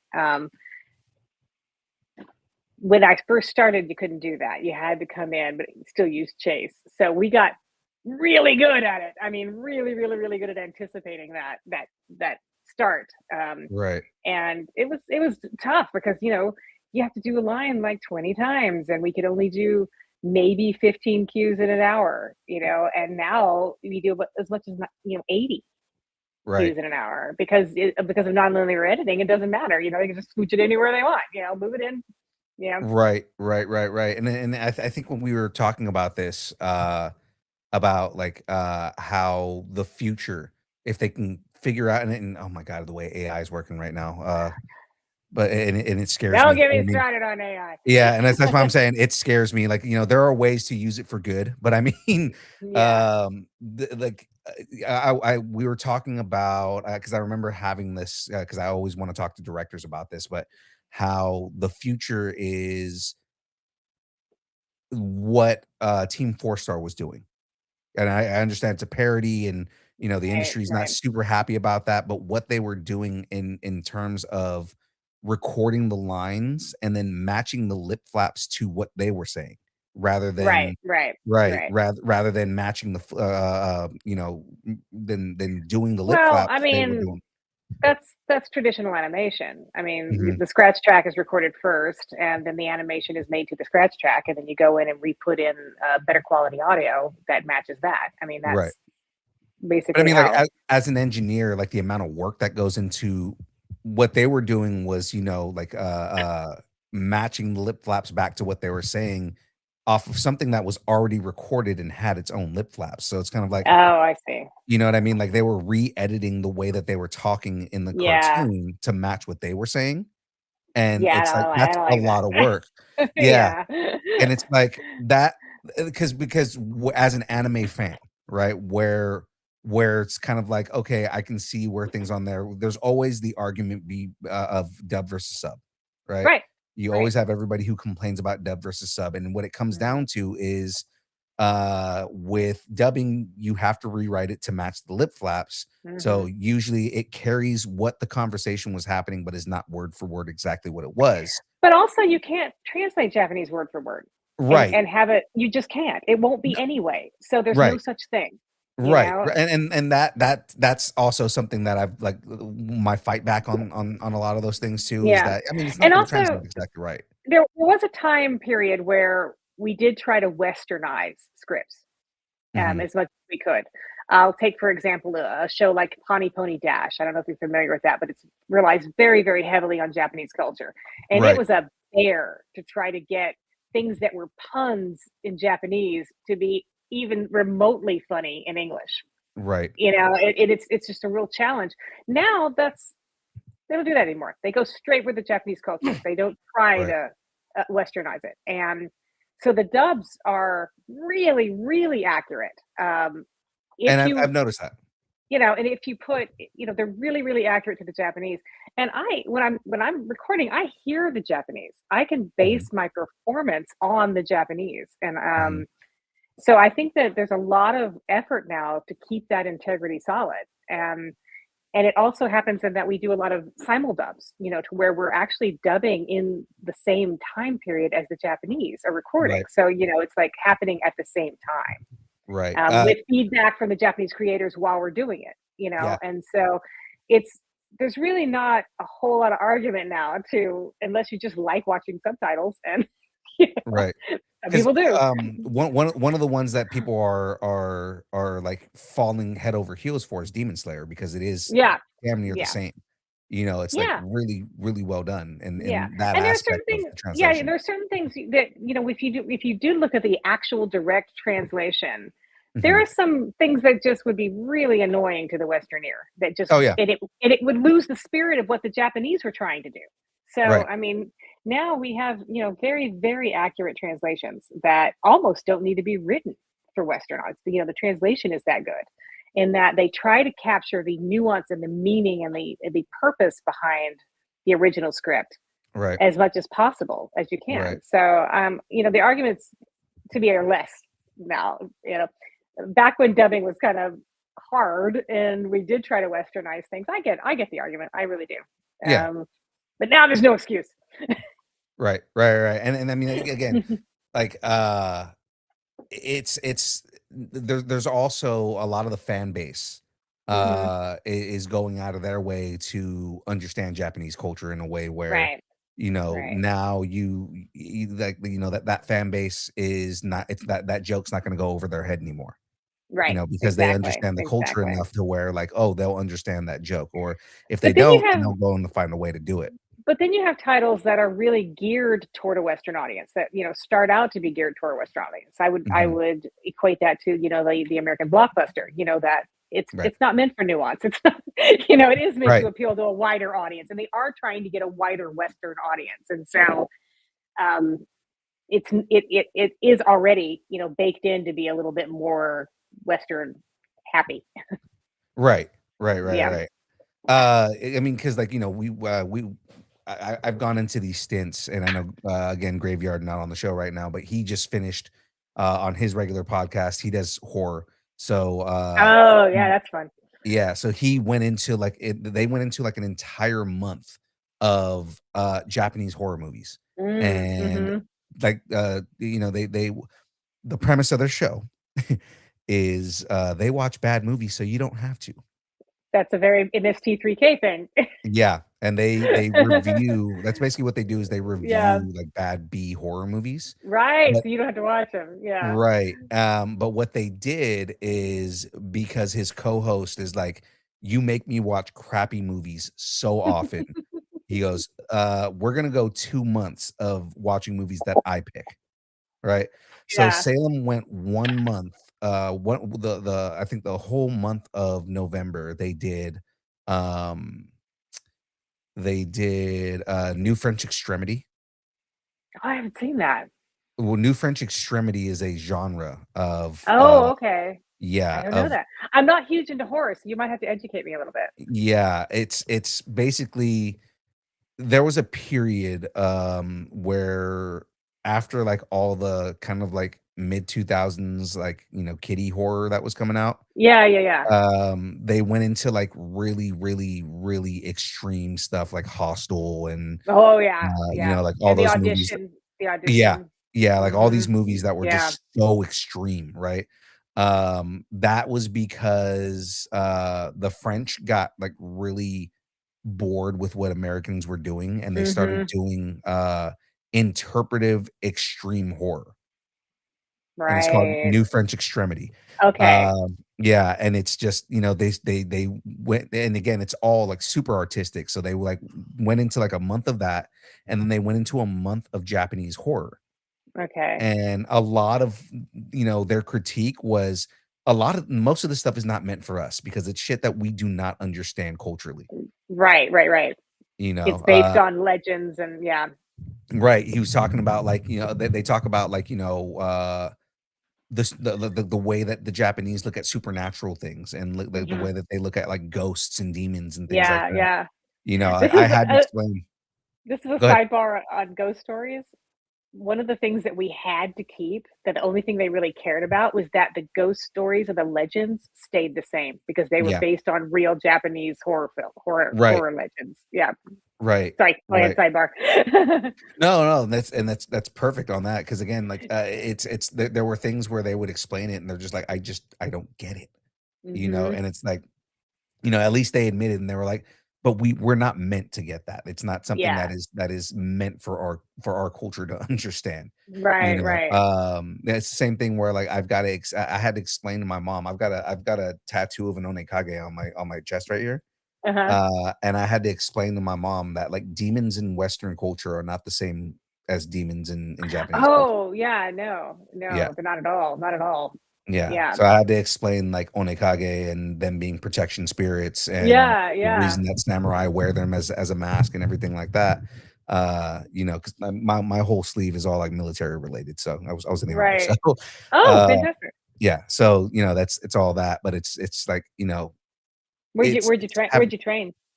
I I went to Fort Benning School for Boys. Oh, okay. Okay. The Benning School for Boys. No, I went to basic at Benning. I went to Fort Gordon for AIT. Went back to Benning for Ranger Assessment. Got stationed originally at Hunter Army Airfield, and then I got hurt, and I ended up at Fort Bragg. Oh, okay. Yeah. Yeah, I've lived near military bases my whole life, just sort of in proximity. We're near Fort Hood right now, Oh, nice. where I am, yeah. Yeah, yeah, yeah, Not, yeah, like, right on it, but it's like I can get to Fort Hood pretty quickly. yeah, So, yeah, yeah, yeah. So just like in that area of Texas. yeah, yeah. Yeah, yeah. Um, Uh, and let's see, what's the one in El Paso? I'm also because I go between Texas and New Mexico, so I'm partially in Texas and partially in New Mexico. But in New Mexico and El Paso, I'm near. Oh, what's in El Paso? Um, Fort Bliss. Fort Bliss Oh yeah, yeah. in El Paso. Yeah. I was gonna say Fort Bliss. That's Yeah. it's a medical base. It's medical base. Yeah. There's a big Yeah. hospital there. Yeah. Mm-hmm. Yeah. Fort Bliss is Two. where all of the everybody on in medical goes to train. Okay. Okay. Yeah. So And then yeah, the Fort doctors Hood and is all tankers. the doctors in El Paso are really good. Yeah. They're really, really, really good. They're all ex-military and they're all awesome. Yeah. Depends. Like army doctors, 90% of the time, their remedy for you is take a knee and drink some water. So I mean, like, walk it off. yeah. Here's some 800 milligram ibuprofen. Take that, and you'll be all right. Yeah, don't drive. Yeah. They used to call it Ranger candy. It was, yeah. Oh, well, that's funny. That's funny. Okay. That's funny. Um, I'm yeah. sorry. I digress. Tattoo, No, warrior shield, no, samurai yeah. shield. So I mean, like all that stuff, and then I've got Bushido on the bottom of my arm right here. Right. But Okay. yeah. So I mean, it's going back to ghost stories. Yeah, it's one of those things where watching the show, I watched the show for like, okay, here are new things that are there, and other Hmm. stuff, but I really watched it for the comedy more than anything. Like, I mean, and Yeah. a lot of people will Yeah. say that. They really didn't care what we did except for the this legends and the ghost stories, and we had to keep those. We had to have them. They had to be the same. The names had to be the same. We couldn't change anything about those. Mhm. And I But thought it's that like, was pretty. It's a pretty funny line to draw. yeah, Like, yeah, okay, yeah. we don't care what you do with anything else. Gotta keep this ghost names and the ghost stories the same. Right. And it's cool because, like, when as you get, or at least as I did, but I'm sure like a lot of fans are the same, as you get older, and you start like kind of learning the lore and learning the history of these Hmm. things, and it makes you go back and watch it again and appreciate, the different parts of that did stay in the way they did. Yeah, yeah. We had to. Yeah. We had Yeah, to. yeah. We had to. Yeah, it was fun. It was fun kind of working around them, but yeah, it was an interesting thing. Have you ever seen okay, we're talking about horror. Mhm. A horror anime called Elfen Lied. I've heard of it, but I haven't seen it. Okay. Yeah, I that's just the one show I did where I had nightmares, I think, for like days and days after I recorded every time. I just could It was just awful. I had such horrible nightmares because it was so scary. It was such a scary anime. It's Man, very there's not very much that scares me when it comes to, like, like shows and things like that, and it's mostly because a lot of times I know I know the Hollywood magic behind a lot of that stuff, Yeah, whether it's yeah, on TV or yeah. not. It I makes me appreciate the special effects more than Right, anything. right. I think, movies that really take a psychological approach to it, like the very first Paranormal Activity, Yeah. because we hadn't seen anything like that before, and so that was genuinely scary, Mhm. um, because it was so observational with the, security camera footage and the found Right. footage idea, um, and, yeah, those kinds of things I find genuinely scary, but the jump scares, nah, horror general horror movies, no, they don't really scare me. But reason Elfen Lead scared me was it was the whole part that I participated in. It was trying to control the emotions of a 12-year-old who, if they get upset, could explode everyone around them. Okay. I can, Just if you yeah. ever have children, trying to regulate a 12-year-old's emotions or a 13-year-old's emotions so that they don't obliterate everybody within, a 1,000-foot radius of themselves. Yeah, it sounds like a cross between Carrie and Twilight Zone. Yeah. Yeah. And so just the idea of like, you have to keep this kid happy. Keep the Yeah. kid happy. Yeah, because you have like Carrie with the telekinesis, she can pretty much Yeah. kill anybody around her, but then you have Yeah. that Yeah. the kid from the Twilight Zone, from both versions of the Twilight Zone, that Mhm. is like, "Oh, if you upset me, I'm gonna kill everybody." Yeah, yeah. Or Firestarter, they go a little bit further back. Firestarter. Yeah, yeah, yeah, yeah. Firestarter. Yeah, yeah. You don't know. They could blow everything up. Right, Keep right. them calm. That And again, I'm always interested in stories that are like that because Yeah. again, it comes down to the nuance of the acting in it. It's in the storytelling, it's how do you get around that kind of situation. It's kind of why I liked Right. oh, what was the movie? Quiet Place. Oh, yeah, yeah, yeah. You How know, do you navigate that? right, Yeah. like, how do you navigate an entire situation where you can't make any noise? Mhm. And the second movie added a layer of, "Oh, well, now we have a newborn. How do you keep the newborn from making noise?" Right, right. And there's also the fun part of franchises like this and like The Walking Dead, for Mhm, example, where there's a phase, especially the early part of the show, where they don't know what's going on. It's like early days of COVID. You don't know what you're dealing with. You have no idea. And mhm, different branches, groups of people figure out, oh well, if you do this, they die, or they don't die if you do this, or they're attracted to noise, or they're not, they figure out the ins and outs of this thing that they have to deal with. And the more you learn, the easier it is to survive them. But at the very early days, like in the quiet place, you don't know. You don't know what level of noise. You don't know, what it's going to do. You have to learn all that stuff, and that's me. I always like the beginning of those stories way better than when they establish and everybody knows what's going on. I right, find it a lot more exciting when they don't know, when the characters are still trying to figure it out. We have no idea why these things are walking around. right, and so it's what I love about anything that has, like, lore, like, established lore with world building.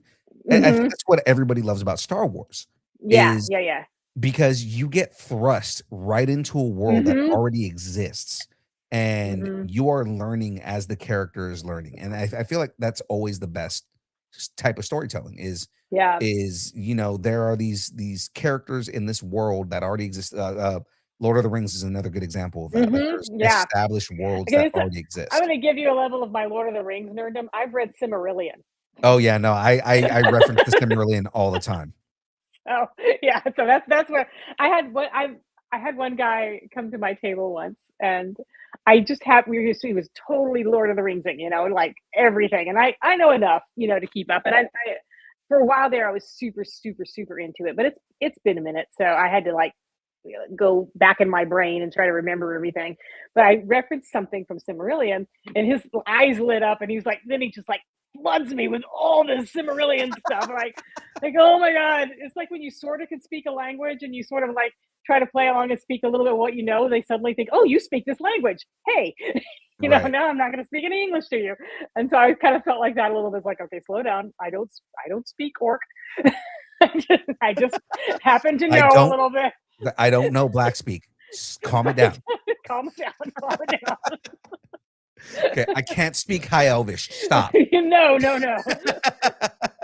But I do appreciate that level of dedication, though. I Yeah. really do. I think it's amazing that people have that much time on their hands, Yeah, but also that I they. don't know I don't know if you saw the new, Predator movie, Mm-mm, Predator Badlands. They mm-mm. finally gave the predators a language. Oh, really? Yeah, and, the first thing I posted on social media was, I don't know about you guys, but, after watching Predator Badlands, does anybody else wanna learn how to speak Yautja? Yeah, yeah. Because Yautja is a That's badass language. yeah, yeah. Like, I it was really cool because, again, it's one of those things where they took a world that had a little lore and Mhm. built an entire world around it and said, Yeah, here's a character that you've seen, or different characters that are known as predators, but here we're gonna add lore to their culture and give you, like, what is the culture right, that they right. have, and here's their language, and it's like, "Oh my god, I want more." Yeah, yeah, yeah. It's fun. That's why High Elvish, it's like you really, Yeah, really wanna get to know that. Yeah, yeah. absolutely, absolutely. Oh, Okay, we were I'm gonna talking throw about it. spoilers earlier. I was gonna say we were Yeah. talking about spoilers earlier.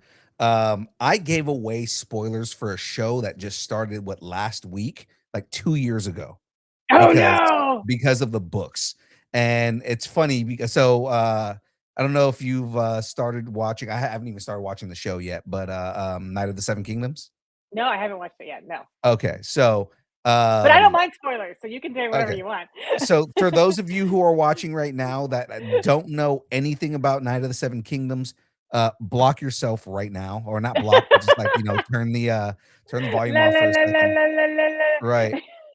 So Night of the Seven Kingdoms, it's funny because I had said like 2 years ago that if they do any of George R. R. Martin's spin-off books, Mhm. if of any of them that I want Duncan Egg, right? I want the Duncan Egg adventures, right? It's Duncan the Tall and Egg, who everybody's been introduced to Egg, but they're a lot of people are the spoiler is who is Egg? Who does he become?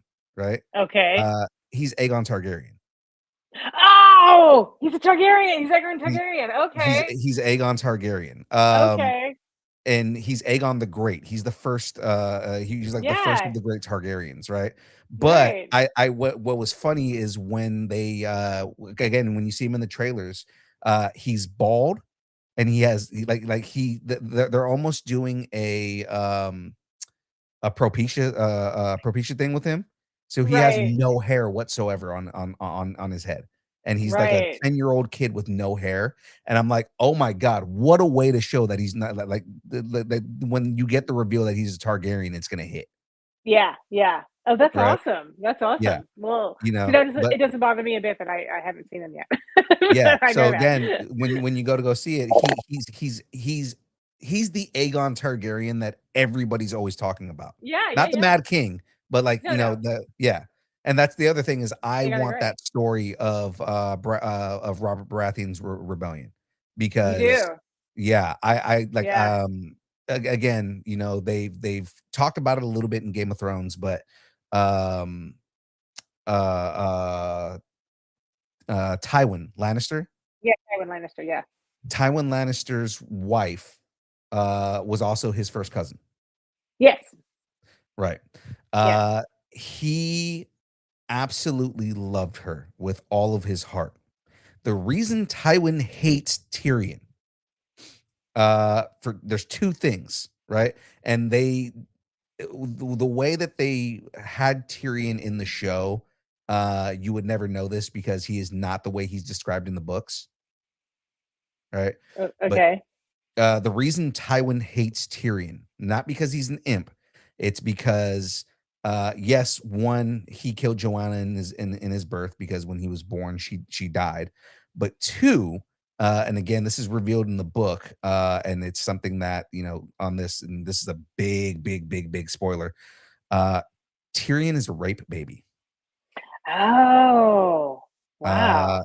and his Tywin's wife was raped by the Mad King. Okay. Tyrion Okay. is a Targaryen, Okay.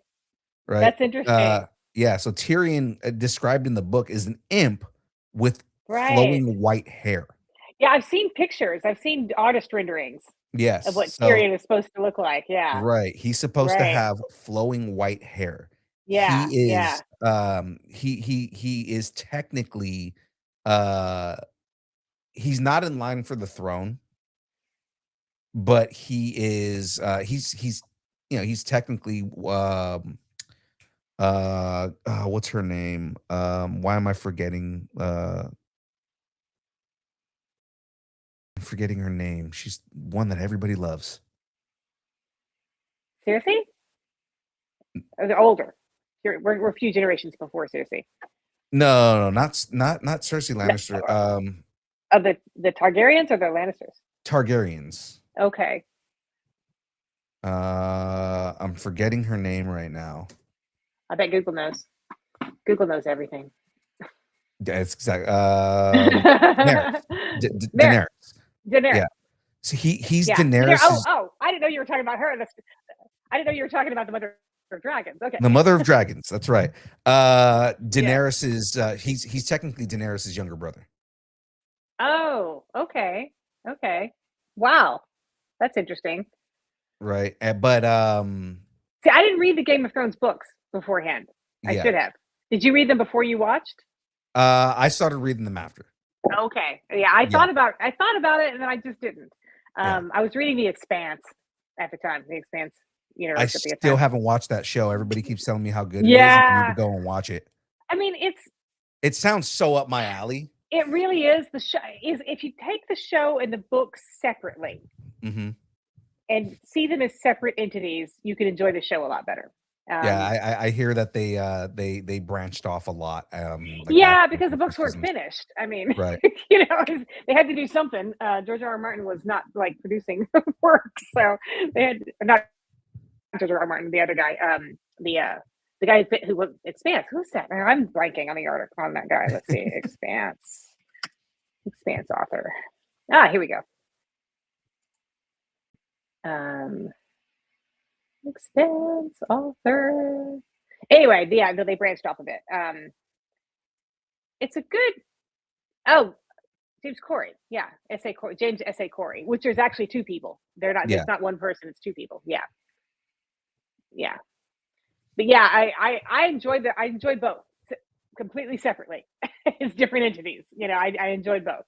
Yeah, like, I was everybody just tells me about, like, how, like, the Mars colonization, and how Mars is kind of like its own separate thing, and then they're yeah. fighting with Earth and all this other Oh stuff. no, I'm like, "God, I you're fucking gonna love love that." the Expanse. You're gonna love the Expanse because it sets up this incredible culture of the Belters, the Mhm. Outer Rim, what it takes for a person to survive out there, and what they become when they survive. And they have a language and a dialect, and I mean, it's really awesome. You'll love it. You'll love it. Oh, You I should watch love it. stuff like that. Like, Yeah, again, and it's that stuff that has its own lore like that. Like, yeah, I yeah. love all that kinda It stuff. does. It does. You'll really like it because the Belters are like a they were born and raised in space and in the outer rims, and there's no supplies. It's like frontier people living, Yeah. forging their way off the land. They have to do it in space, and it's just they're a different breed. They're a different breed of people, I and imagine, like, they have to have, like, they have to, like, be like, skinny, because it's yeah, like, you're they're living. very skinny. They are Yeah, very skinny, because you and have they to. Yeah. yeah, they had to be very skinny, and they can't handle gravity. Their bones aren't strong enough Right, for gravity. They can't. They right. cannot. They can never return to Earth. They just can't because they won't be able to. Even going from Mars to Earth, you have to be reconditioned, and it takes years to be able to condition your body to be able to handle it, Yeah, because the to gravity is handle different the every gravity. in all the different Hmm. places that you go to. Yeah. Yeah, yeah, to handle the gravity, and so that's an interesting thing. And the languages are interesting. It's kind of like I don't know. It's kind of like Cajun, kind of like Belfast. It's kind of like it's a real rough, hard dialect. That you'll love it. You'll love it. Okay, You'll I gotta start you watching got it. you got I you got to start really watching do. it. You'll love it. Yeah, and watch the show first, and then read the books. I would Okay, suggest. Yeah, okay. I would suggest doing that because what'll happen then is you'll have the universe of the show. You read the books, and it'll expand the universe. Okay. So, give it that way. Do it that order. That'll be better. So, okay, so this gives me another thought, right? And again, we're distance nerding. We've been talking nerding the entire time. And again, we've been running the gamut on all this, right? But we're already jumping into some of the fun questions that we usually ask at the end Okay. of our interviews. But mostly just because I don't even have this one written on anything, which, I mean, we haven't even gone through any of the things I've written anyways. It's fine. Uh, this is so much more interesting of a conversation. It's fine. Um, I'm gonna ask you this, right? We usually have, like, these kind of, like, questions that, like, put you on the spot, make you kind of think, like, okay, what is Okay. something that I would do in this? So, like, typically I would ask you, like, if a movie was made about you, who would play you, or something like that. But I have, in that line of questioning, I'm gonna ask you this. Of all of the films that have been made based on, like, fantasy novels and things like that that have bombed, what is something you think that should get another shot? Films. Okay, repeat it one more time. Films So that were so made that bombed that should get another shot. right. Anything, either Uh, fantasy, sci-fi, anything like that, that's like, "Man, the book was really good, the movie sucked, they need to do another movie." I have 2. hmm. Oh God. Give me you go first, and then it'll help me think. Okay, so we'll start with this one, Aragon. Aragon. Aragon was a movie. It's a movie about dragon riders. The Okay. book the book was absolutely amazing, has absolutely great lore. The movie sucked. The movie was terrible. So, okay, I have one that's already happened though. No, and that again, that's Is it it can be something that happened, but it's like, okay, it was not done well, and it needs to Dune, be, like, done in a way that the is first good. Dune, the first Dune, The Dune movie, the Denis Villeneuve the, movie? the old one, the very first Dune Oh, movie. okay, okay. Yeah, but Dennis Villeneuve took it and and it got a second chance, and now it's awesome. But Right, like the very first Dune movie was like, okay, come on. yeah, and when you say very first, remember, there was a movie before his, and there was a movie Before after his, Kyle before Denis McLaughlin Villeneuve. one. Yeah, like, God, some of those movies, so many people have tried to do Dune, and, like, it was just so Yeah, let's bad. see. I'm in IMDb right now. Yeah, Let's see. Denis Villeneuve by far did the best Yeah, version of that of yeah, that series. He made it so yeah, much easier to follow the story because, like, yeah. the one from the '80s that has Patrick Stewart in it, Oh God, yeah, right? Uh, that one, it was so hard to to, like, follow what was happening in the story, yeah. like, Oh, I I went had and no rewatched I. it again. I'm looking at all these Dune movies. I had no idea there were Oh, this yes, many Dune movies. Oh my Sci-Fi God. did all of the books. Sci-Fi did low Oh budget my versions of every God. book. Holy moly. Yeah. Well then. And Well Denny then. yeah, and Denny's next movie is gonna be based on Dune Messiah, which is the 3rd book. So, Right, right.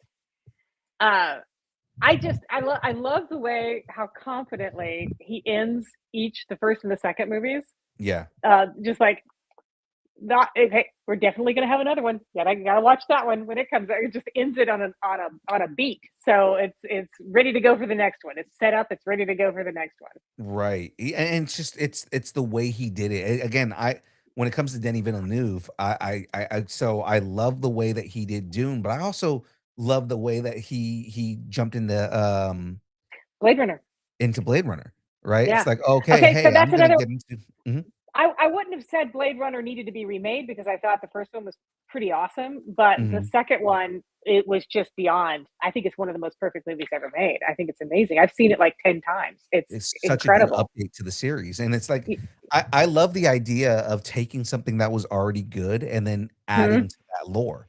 You know what Yeah, I mean? Like, yeah. adding to that story, like, again, Blade Runner was a perfect example of A that. perfect example. What's the next step? They reproduce, and Right, it took the next step. And I also love the idea of a character that has no soul and then believes they have a soul and then it's taken away.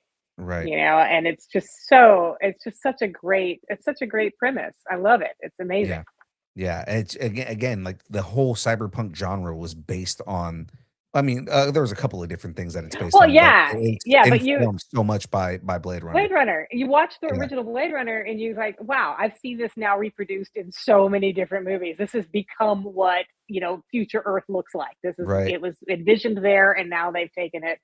Uh, what I like about the new ones, and Denny's working entirely, he loves these huge, huge, huge vistas and these yes. massive builds He's and just how large they are and the soundtrack that goes with them. And it's just his insane. cinematography is beautiful. It's so gorgeous. It's so Yeah. gorgeous. But now we've got like I think we're gonna have Ryan Gosling in that and then Project Hail Mary and then the new Star Right, Wars movie. So, right, yeah. yeah, and you heard, they made it official. Blade Runner and Alien are in the same universe. What? Yeah, I have not heard that. yeah, I Blade have Runner and not heard Alien that. are in the same universe because 'cause they're both, they both take place around the same time. It's both, cyberpunk. The whole thing with Yeah, Alien is yeah. that Alien is what's happening in space while everything Right. with Blade Runner is happening on Earth. Right. The companies own everything. Right. The companies, yeah, the corporations own The everything. corporations own everything, right? Right, And right. then, of course, Predator lives in all of that too, so it's just like you have all this intermingling. I think part of it was Oh, also when Disney bought all the franchises, they were like, "Okay, well, the a lot of people have been saying for years that these should all live together. Well, let's just make it official. so They're all in what the same universe." what in what form did this official notice come? How did they It was something, so originally, I think it was a, like a I want to say, I want to use the word fantasy, but it's not fantasy. It was a almost like it was a comic book that they did that confirmed characters from Blade Runner mentioned inside of an alien comic book. Oh, okay. Um and them talking about synths and everything like that. And Right. yeah, and but the like the whole thing is supposed to be Alien is supposed to take place like further in the future from Blade Runner. Okay. Okay. Wow. I'm gonna have to wrap my head around that one. Yeah. So Okay. and the whole thing was just because they're both like Alien is supposed to be everything on Earth is supposed to be cyberpunk as it is, Yeah. Yeah. and Blade Runner is cyberpunk. So that Right. was the Right. whole thing is that they were saying, yeah, no, that's not hard to make it a stretch that we can build these two universes together Right. and like be Right. in the same universe. So you said you had two from your original Yes. question. What was your other one? My other one is another movie from the 80s. Aragon was from the late 90s, 2000s, I think. And actually, yeah, Tater in the chat saying, yeah, Jeremy Irons was in that movie. He was. He was the Okay. only Jeremy Irons was the only good part of Aragon.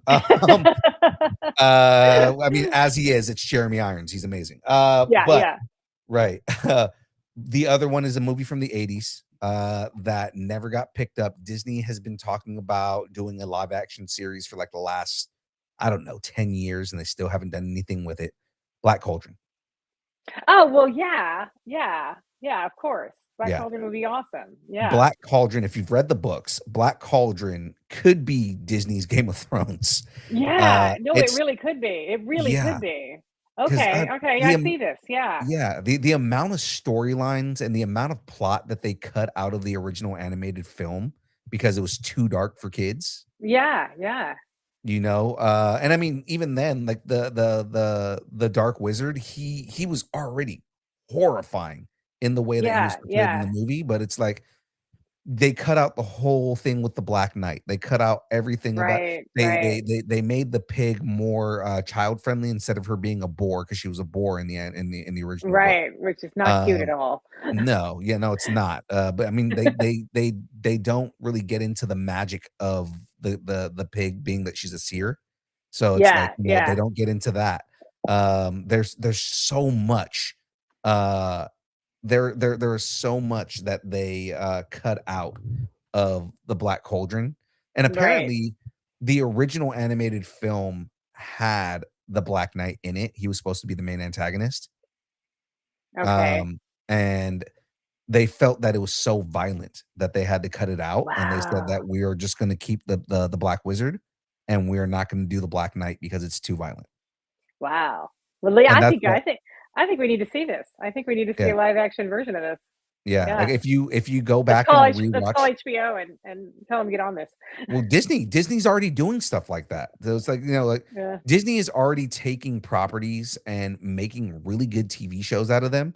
The problem Mhm. right now is that Iger's trying to pull back from all that stuff, but I mean, still, it's like they're doing Percy Jackson. Percy Jackson is amazing. If you haven't been Yeah. watching Percy I Jackson, haven't. I haven't. No, not it's yet. so good, and, Shadu, who's, again, another co-host on the show, he was a massive Percy Jackson fan. He grew up reading the books, and he has nothing but good things to say about the show, which Oh, is a good good. sign, Yeah, yeah, you know?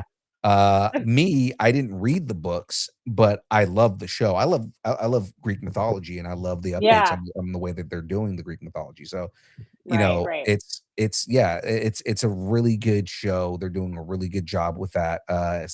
But that's Disney thing. Disney's doing that on Disney Right. Plus.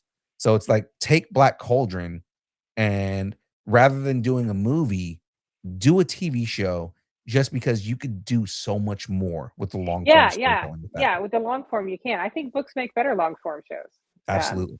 yeah, it's too hard to cram a book into a movie. Right.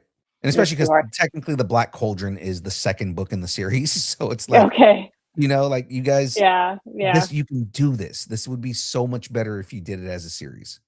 Yeah, yeah. There's there was a one book series that I want to see. Oh, I'm never gonna be able to remember it in time.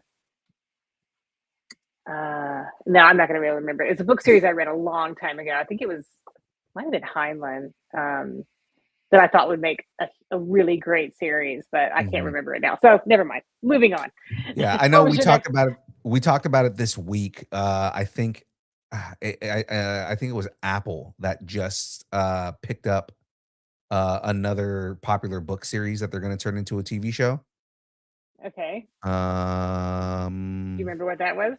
I'm pulling it up right now. At least for me, I still have my scripts that I can pull up from this week, so I can see what it is. Yeah. Let's see. Chris Pratt. Chris Pine is not playing Kirk anymore. Henry Oh, Cavill's I saw that. Yeah, I saw yeah. that. Right here. Amazon MGM developing Elise Kova's best-selling fantasy novel Dragon Cursed. Oh, okay. Yeah, I haven't read those. Yeah, I'm so trying to that's find. apparently it's like, like a lot of people absolutely love that book series. So they're Yeah, trying to yeah, capitalize on it right now. that's good. So you said you had a lot of fun questions. What's the next one? So fun questions here.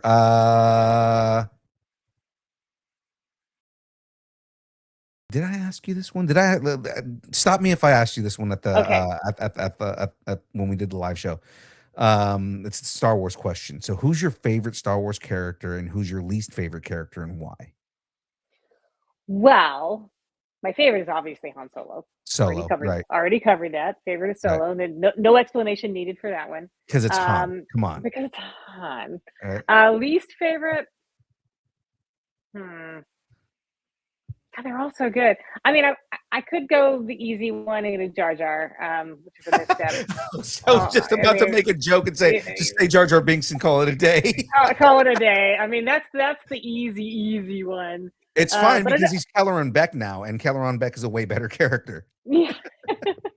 But so um, God, that's a hard one because they're all so good and they're all so different. And I didn't watch. Okay, so I'm an original trilogy kind of gal. Mhm. The other ones I don't know much about at all. I've watched them, but they didn't stick. If that makes any sense. Yeah. We have a reel actually coming up next week where I'm talking about like how much I didn't completely hate the sequels, but like there's so much that was wrong in some of those movies. At least one of the most badass scenes in all of Star Wars is the way Admiral Holdo goes out. Oop, I think I lost you here. Yeah, hold on. Yep. Okay, I had to switch out earbuds because I lost my. Hold on, Oh, can you hear no me? worries. Yep, I can hear you. Can you hear me? I can't hear you through the. I hate when this happens. Well, we're just gonna go sans earbuds. All right. It's gonna go live. See what happens. You might hear my husband clanking around. That's fine. That is okay. I No, I was saying one of the most badass ways for any character to go out in any Star Wars series is the way that Admiral Holdo goes out. Holdo, yeah. Yeah, she light speeds into a into a into an Imperial cruiser and kills everybody. Oh, I remember that now. Yeah. Yeah, like So we're gonna do again, this. yeah, Connected. Okay. Can you hear me now? I can hear you. Let's see, it's plugged to audio. Okay. So I'm gonna go to settings and I'm gonna make this work. Behind the scenes, ladies and gentlemen. Behind the scenes. I'm sorry. I should have. Oh, here we go. Here we go. Mute, unmute. Okay. Okay. Can you hear? You can hear me, right? I can hear you. Yeah, we can hear you. Okay. Well, you're not coming through my headphones. So while you're talking, we'll keep talking, and I will troubleshoot this. No on worries. my own. Funny enough, I was talking about my co-host James, and he's in the chat right now. He said, "I can hear you now." Oh, you can hear me. He couldn't Yeah. hear you before. Oh, you can hear me. Yeah, he's saying he can Okay, hear you. let's see here. Let's go sound. Okay, here we go. But yeah, I was saying we have a reel that's coming out next week 'cause we schedule our reels. We have a reel that's coming out next week about how badass Admiral Holdo went out. Like, just you may or may not love that movie, but nobody can deny that the most badass way if you're going down with the ship that you're just gonna go light speed into a battle cruiser. Yep. Yep. It's like, Absolutely. No, that's the way to go. yeah, That is definitely the way to go. Um, I think, yeah, all the ancillary characters. Okay, Biggs. Biggs is a good okay, guy. That's a that's a good one. Um, I can hear you. See now. I'm gonna have to take these live. We're live, guys. we're live. We're live. Okay, and I just have to go with my computer things. That's fine. Yeah. The thing is because through this platform you have to set up the sound differently than for the computer, so I don't have Right. time to do that. So we'll just be live. Okay. What's another question? Next question I've got for you here. Now obviously this is Star Wars and Star Trek, but let's let's narrow this down a little bit. The question is what's a dream role or franchise to be a part of? Let's narrow it down a little bit, right? Like Okay. so if we're going Star Wars, Star Trek, I don't know how deep into like, book and comic book stuff with Star Wars you are. Not very. Okay, so I was gonna say if there's a character that hasn't been portrayed on screen, would you want to play that character? But Right. um, I'm not really into that the books yet at all. So I stuck strictly to the movies. to the movies. Yeah. Okay, no, that's Yeah. not a problem. Yeah. But as far as like a sci-fi franchise that I'd want to be a part of, Yeah, that's where I was gonna go next. we haven't touched on it yet, but I kind of wanted to. I've always wanted to be on Stargate. Of course, it's gone now. It's Nice. over. But Well, they're talking Stargate. about bringing it back. They're talking Yeah. about bringing it back. They're Ah, talking about doing a whole new series that's based on the original movie. yeah. Oh, really? Oh, Yes. interesting. Yeah. So it'll be a little darker. Yes. Yeah. So yeah, Stargate, and it's pretty sad because like Stargate Universe was starting to get really good before Mhm. they canceled it. It was just starting to really pick it up and be real hardcore sci-fi, but then they got canceled. So Yeah. and Yeah, I watched Atlantis, I watched SG1, I watched so pretty much into all that. Yeah. Right. He's talking. James is saying, friend of the show, Peter Columbus was on Stargate. That's true. He was. Mm-hmm. Which one? Who did he play? Peter Columbus. I believe he was on the first series. I think he was on SG1. Let me see. Because he's done so much live action, and he still does a lot of live action, but he does a lot of on-screen work still. Yeah. Let's see.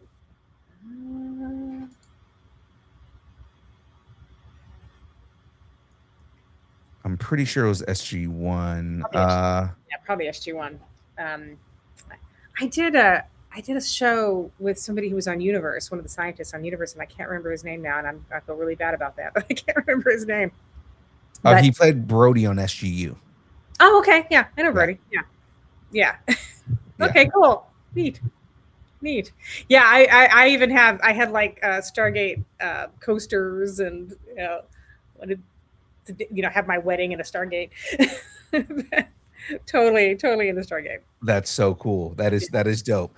Now, like I said, they've been talking right now, and it's still in concept. So I mean, like it's like but of course leaks happen. But they've been talking about doing a new series that takes place directly after the original movie. Okay. Because they want to address some of the things that happen with some of the characters and want to kind of jump back into that the Egyptian world and everything like that. So it's like it's kind of cool to see them going to that. Yeah, James is saying Stargate Atlantis. Yeah. I love Atlantis. I think it's a really great concept. I think I was a little nervous that I wasn't gonna like it, but I really love it. And I just actually been rewatching it recently, and it still holds up. It's still good. Nice. I kind of asked it earlier, but if there was a live action film that was made based on your life, who would play you and why? Oh gosh, I don't like this question. Okay, so I'll give you my answer. Okay. My answer is Ryan Reynolds in a fat suit. Of course it would be. You're team Deadpool.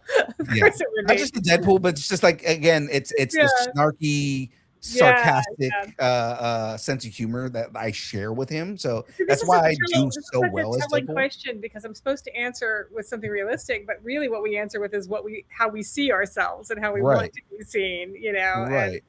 The fact that I, as a kid wanted to play Han Solo should give you kind of a clue on Oh, so Harrison Ford. That's Harrison what it is. Ford. Yeah. Harrison Ford. He's a little old. He's a little older than me. That's fine. He can do it. It's funny because Graveyard, his answer is he wants a different actor of a different age, sex, and race to play him at different ages. Yeah, yeah. Oh, that'd be good. Yeah. Yeah. that'd So be he's good. like, he was like, so 10-year-old me, Chris Rock. I think Mind Chris you, Rock is everyone's inner 10-year-old. right? He's like, me as a teenager. Did you ever watch Everybody Hates Chris? It Yeah. totally fits. He was like, yeah, me as a teenager, Meryl Streep, like just like Oh, things like that's that. funny. Very dramatic. Yes, very Yeah. dramatic. Yeah. So I it's love like, that. I love that. so again, it's very funny that like he's just like, yeah, let's just not. It doesn't have to be realistic. Yeah. It's like, who do you I want? guess then let's say Lucille Ball or Betty White. Yes, both amazing. Lucille Ball or Betty White. Yeah, yeah. Or Yarnell of Sheards and Yarnell. I don't know if you remember them. They were a little replacement show on the Carol Burnett show. But Carol Burnett. Carol Burnett would be good too.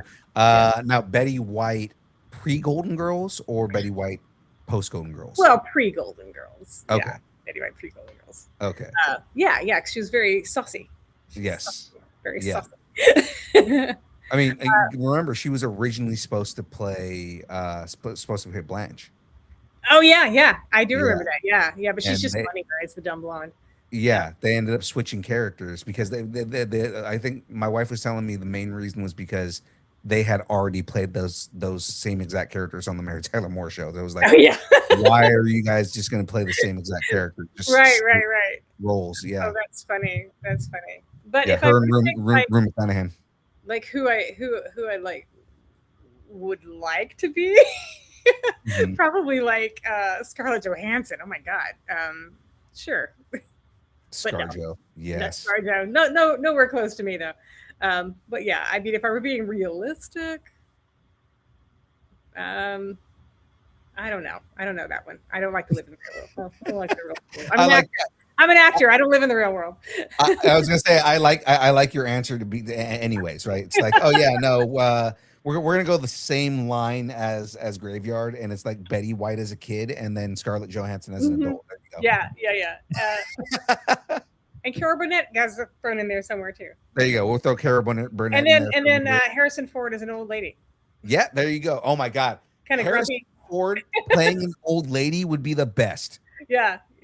So my aspiration is to grow into Harrison Ford. So. Yeah, I love just because Harrison Ford is one of those guys where I've heard a lot of stories of like him actually being a nice guy, but it's like, he plays grumpy so well. Yeah. Yeah, and it's like he can just on command be the grumpy guy. Yeah. But it's like you see that sense of humor pop out in a lot of things. Like I think it'd be really scary. Yeah. There was that the interview that he did when he was doing when they first did The Force Awakens. Oh, and he's in the audience and he's like, I don't want to talk about Star Wars.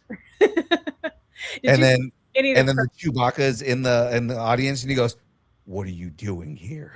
And then no, I told you that wasn't true, and you lied to me. Like that's the whole thing. Is he comes off like he's really pissed off, and I don't want to talk about Star Wars, and Star Wars it's so bad and it's a stain on my career, and then goes right into a Star Wars joke, and it's like that's the kind of sense of humor he told a really funny story on the Blade Runner press tour on Graham Norton show about having the Raiders of the Lost Ark theme music follow him around everywhere, and he's going in for a colonoscopy, and he's being wheeled into the room to get the procedure done, and they've got the Raiders of the Lost Ark theme playing him in as he's going.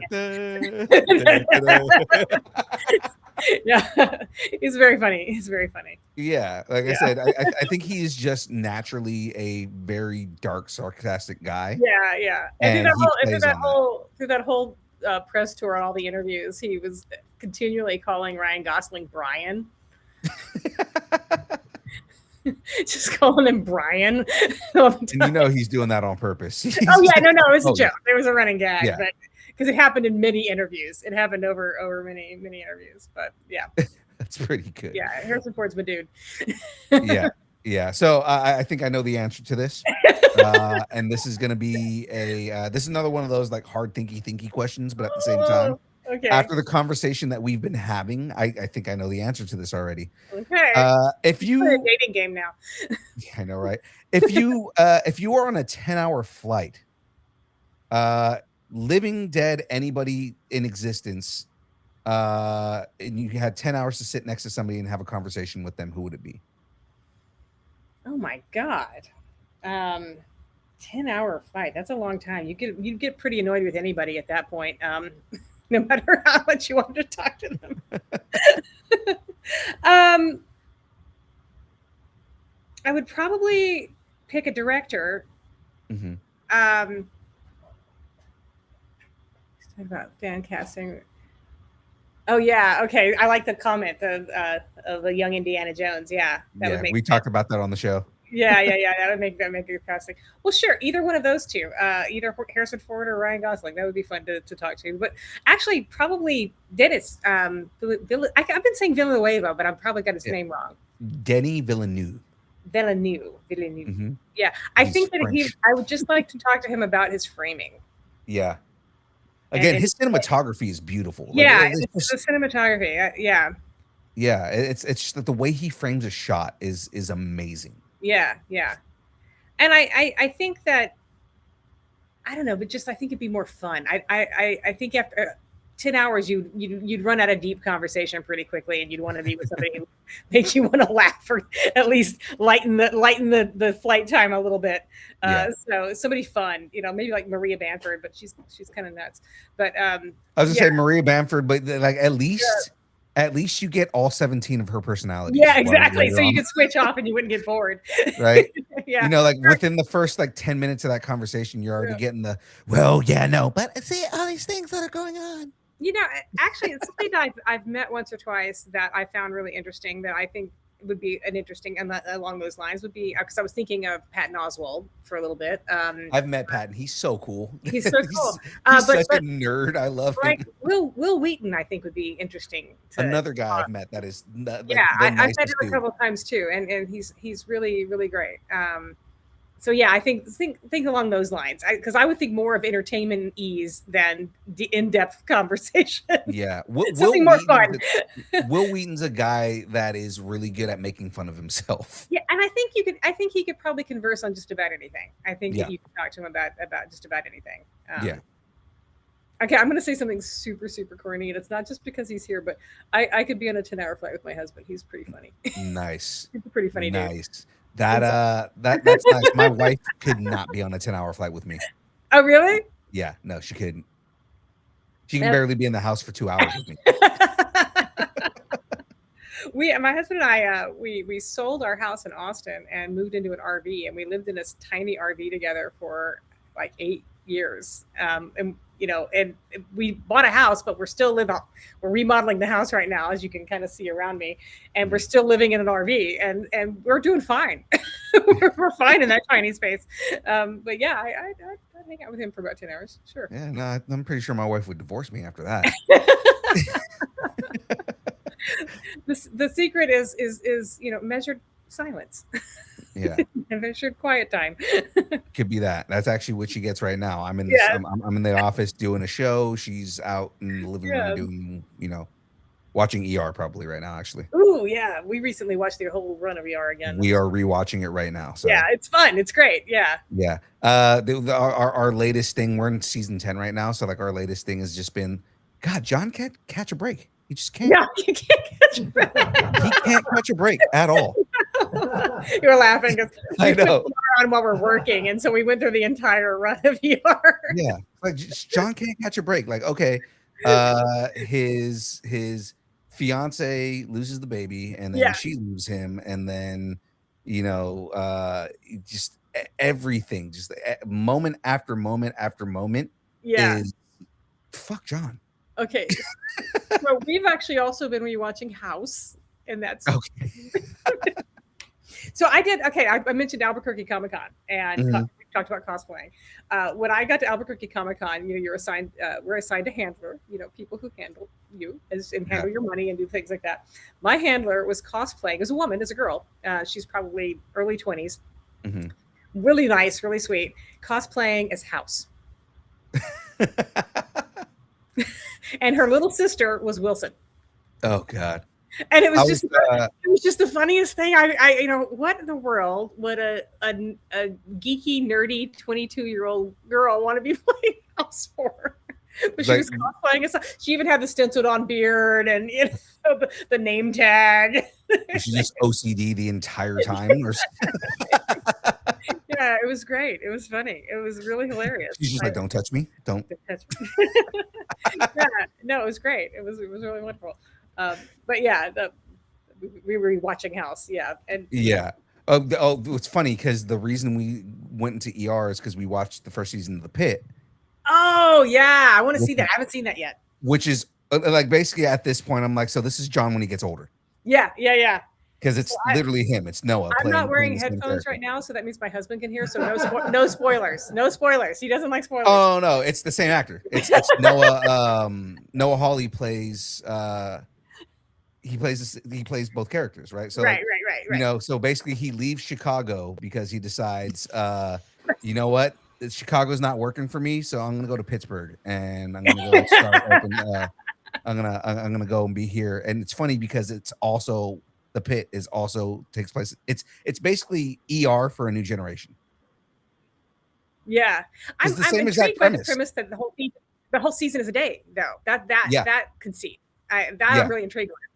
Yeah, like each episode is an hour. It's good. So cool. Yeah, the real time. Yeah. Right. So rather than it being like in like a whole year, where we lose Dr. Green. Damn it. Oh my God, that's so funny. Okay, I was so upset when oh my gosh, I know. I was just like, come on, man. Come on, man. Break. Excuse me. So okay, that show question. Over and over again, all right, next question. What are you currently nerding out on? Right now, I am like super into Project Hail Mary because I just read the book. So I'm super nerdy. Waiting for I the have movie. to wait 2 months. I have to wait 2 months for the movie. So I'm considering, like, do I listen to the podcast? What do I do? And so now instead I'm rereading The Martian. There so why not? There you go. Yeah. Then I might, I might have to read Artemis and then, then go back to read Project Hail Mary again. So I don't know. It's just the super science, that everything is so grounded and based in really hardcore science. Right. And I can't talk about Project Hail Mary now because he's here and I can't talk about it. That's right. So you can't spoil everything for him. He's like, it's okay. I'll walk out. Don't worry. He's like, his earbuds. The earbuds in. They don't work right now either. So we can't talk about it. I can't say anything. He's like, walks out. I can still hear you. But I'm really totally geeking out on that too. I mean, and I don't know if anybody, in the anime world cares about this, but we just opened an art gallery, an art shop in Truth or Consequences, New Mexico, where we live. And so, because my husband's an artist and a media producer, and so we just opened a big shop for his brain to live, and it's actually doing pretty good. So we're pretty happy about that. So kind of geeking out on that, but and his work and world. I will share it with you and send some of the things so you can see it, because I think you'd like it. Absolutely. I also like art, so I mean, like, yeah. So not just like nerd art, but I appreciate art for what it is. So it's called the United Projects Alliance, and we're the UPA, and we're in Truth or Consequences, New Mexico. The email makes sense now. Yes, it does. That's my email. It's the United Projects Alliance. Yeah, it's a company we formed a few years ago to house all of our other projects. So it makes taxes easier. There you go. Yeah. But it's pretty all cool. Right. All right. So we're going to jump into the wrap-up questions now. Most of these are ones that I already asked you, but I mean, it's fun for a new audience. So what is your favorite kind of taco?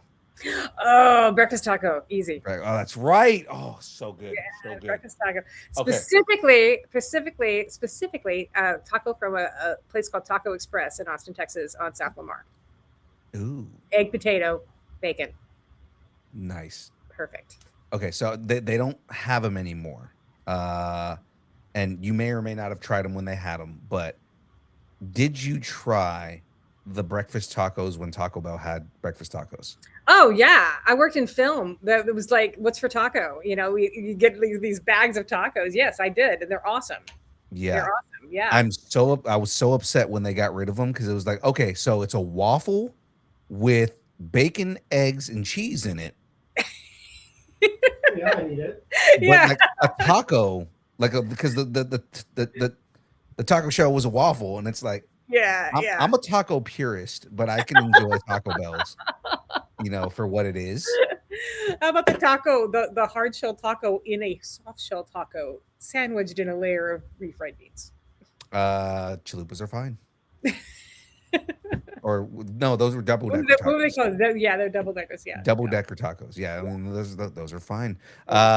They still have those, but now they do nacho cheese. Ooh, in the wrap. Yes. And yeah, it's Yeah. pretty scrumdiddlyumptious. From So the yumptious. Yeah. Yeah. yeah. Okay. Next question. What's some advice you might have for anybody trying, and quick advice for us, and that's a loaded question, for anybody trying to get into any of the industries, just something quick, whether they want to get into acting or they want to get into maybe voiceover or anything like that, Right. like Right. something in there. Quick one on the voice acting. The operative word there is acting. Hmm. And to stand up in the competition, you've got to be trained, and you've got to be able to Right. take direction quickly and not look at it as a foreign language. And the director Right. needs to be able to communicate with you, and you need to be able to understand what they're saying. It's a Mhm. shared language, and part of training gives you that language. Mhm. So that you can move quickly and work fast and efficiently and be able to convey what the director has in their head that they're trying to get you to say. Right.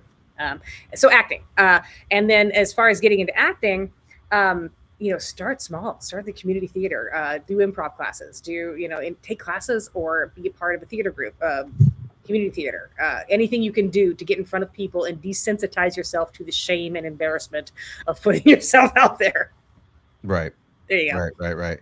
I mentioned that earlier, right? Like it was acting was the thing that I wanted to do Mhm. even prior to I wanted to get into voice acting, but my whole thing was I got to be an actor first, Yeah, you gotta be an actor. Yeah. and And you that's really do it if you want to compete. I mean, anybody these days with technology can, put their voice out there and do their own stuff. But if you Mhm. want to compete with other actors, you've got to know how to act. Another thing I would suggest that if you want to be a voice actor, even if you have had actor training, record yourself speaking or reading a script and listen to it back. Right. You will instantly hear where you need to work, what right. you need to work on. Like I have trouble with consonants. I have trouble. My consonants get soft, or Mhm. my vowels get flat, and I rush, or I speak too fast, or Right. and so I have to constantly work on that and keep working on that.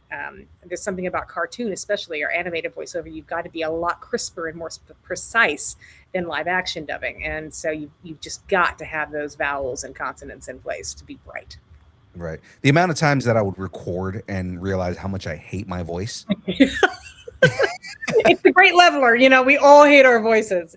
It Right. took years before I could watch an anime that I voiced and go, okay, I'm okay with that. I'm okay with that. Yeah. You just have to kind of just separate yourself from it and just let it be out there. Let it be out there and Right. learn from it. It's funny. The first time that I found a voice that I enjoyed, that I did, and not like me doing a voice, but my voice in a way that I Mhm. enjoyed over like recording, and I still somewhat do it today. You can kind of hear it in the way that I speak right now. Is I started doing almost a Ryan Reynolds impersonation. Right. Well, that's actually quite valid, really. Yeah. I mean, you do try to emulate people that you admire and Right. learn from them. And I mean, artists do it all the time. I mean, you learn from the people that you watch, and that's how you hone your skills and what you do. Yeah. That was the first time I heard my voice, and I was like, I don't hate that. Yeah. We You know? recently watched Free Guy again, and I was like, yeah, So good. I So like good. that. I like that Ryan Reynolds. He's Yeah, fun. so good, so good. Our friend Curtis Corona did all of the. He was the visual effects director for that movie. Oh, sweet. Yeah, it's a Yeah, great movie. It's a lot of fun. yeah. It's a So lot like when they did the Star Wars scene, of fun. he texted us and he was like, there's a scene in this movie that I can't tell you what it is, but I'm just telling you right now is I fucking squeed like a little girl when I went through all of it. So and it was funny because when I texted him after, I was like, was it the Star Wars scene? He was a Star Wars scene. Sweet. I love that that's a word that means something. Squee, yeah. Sweet.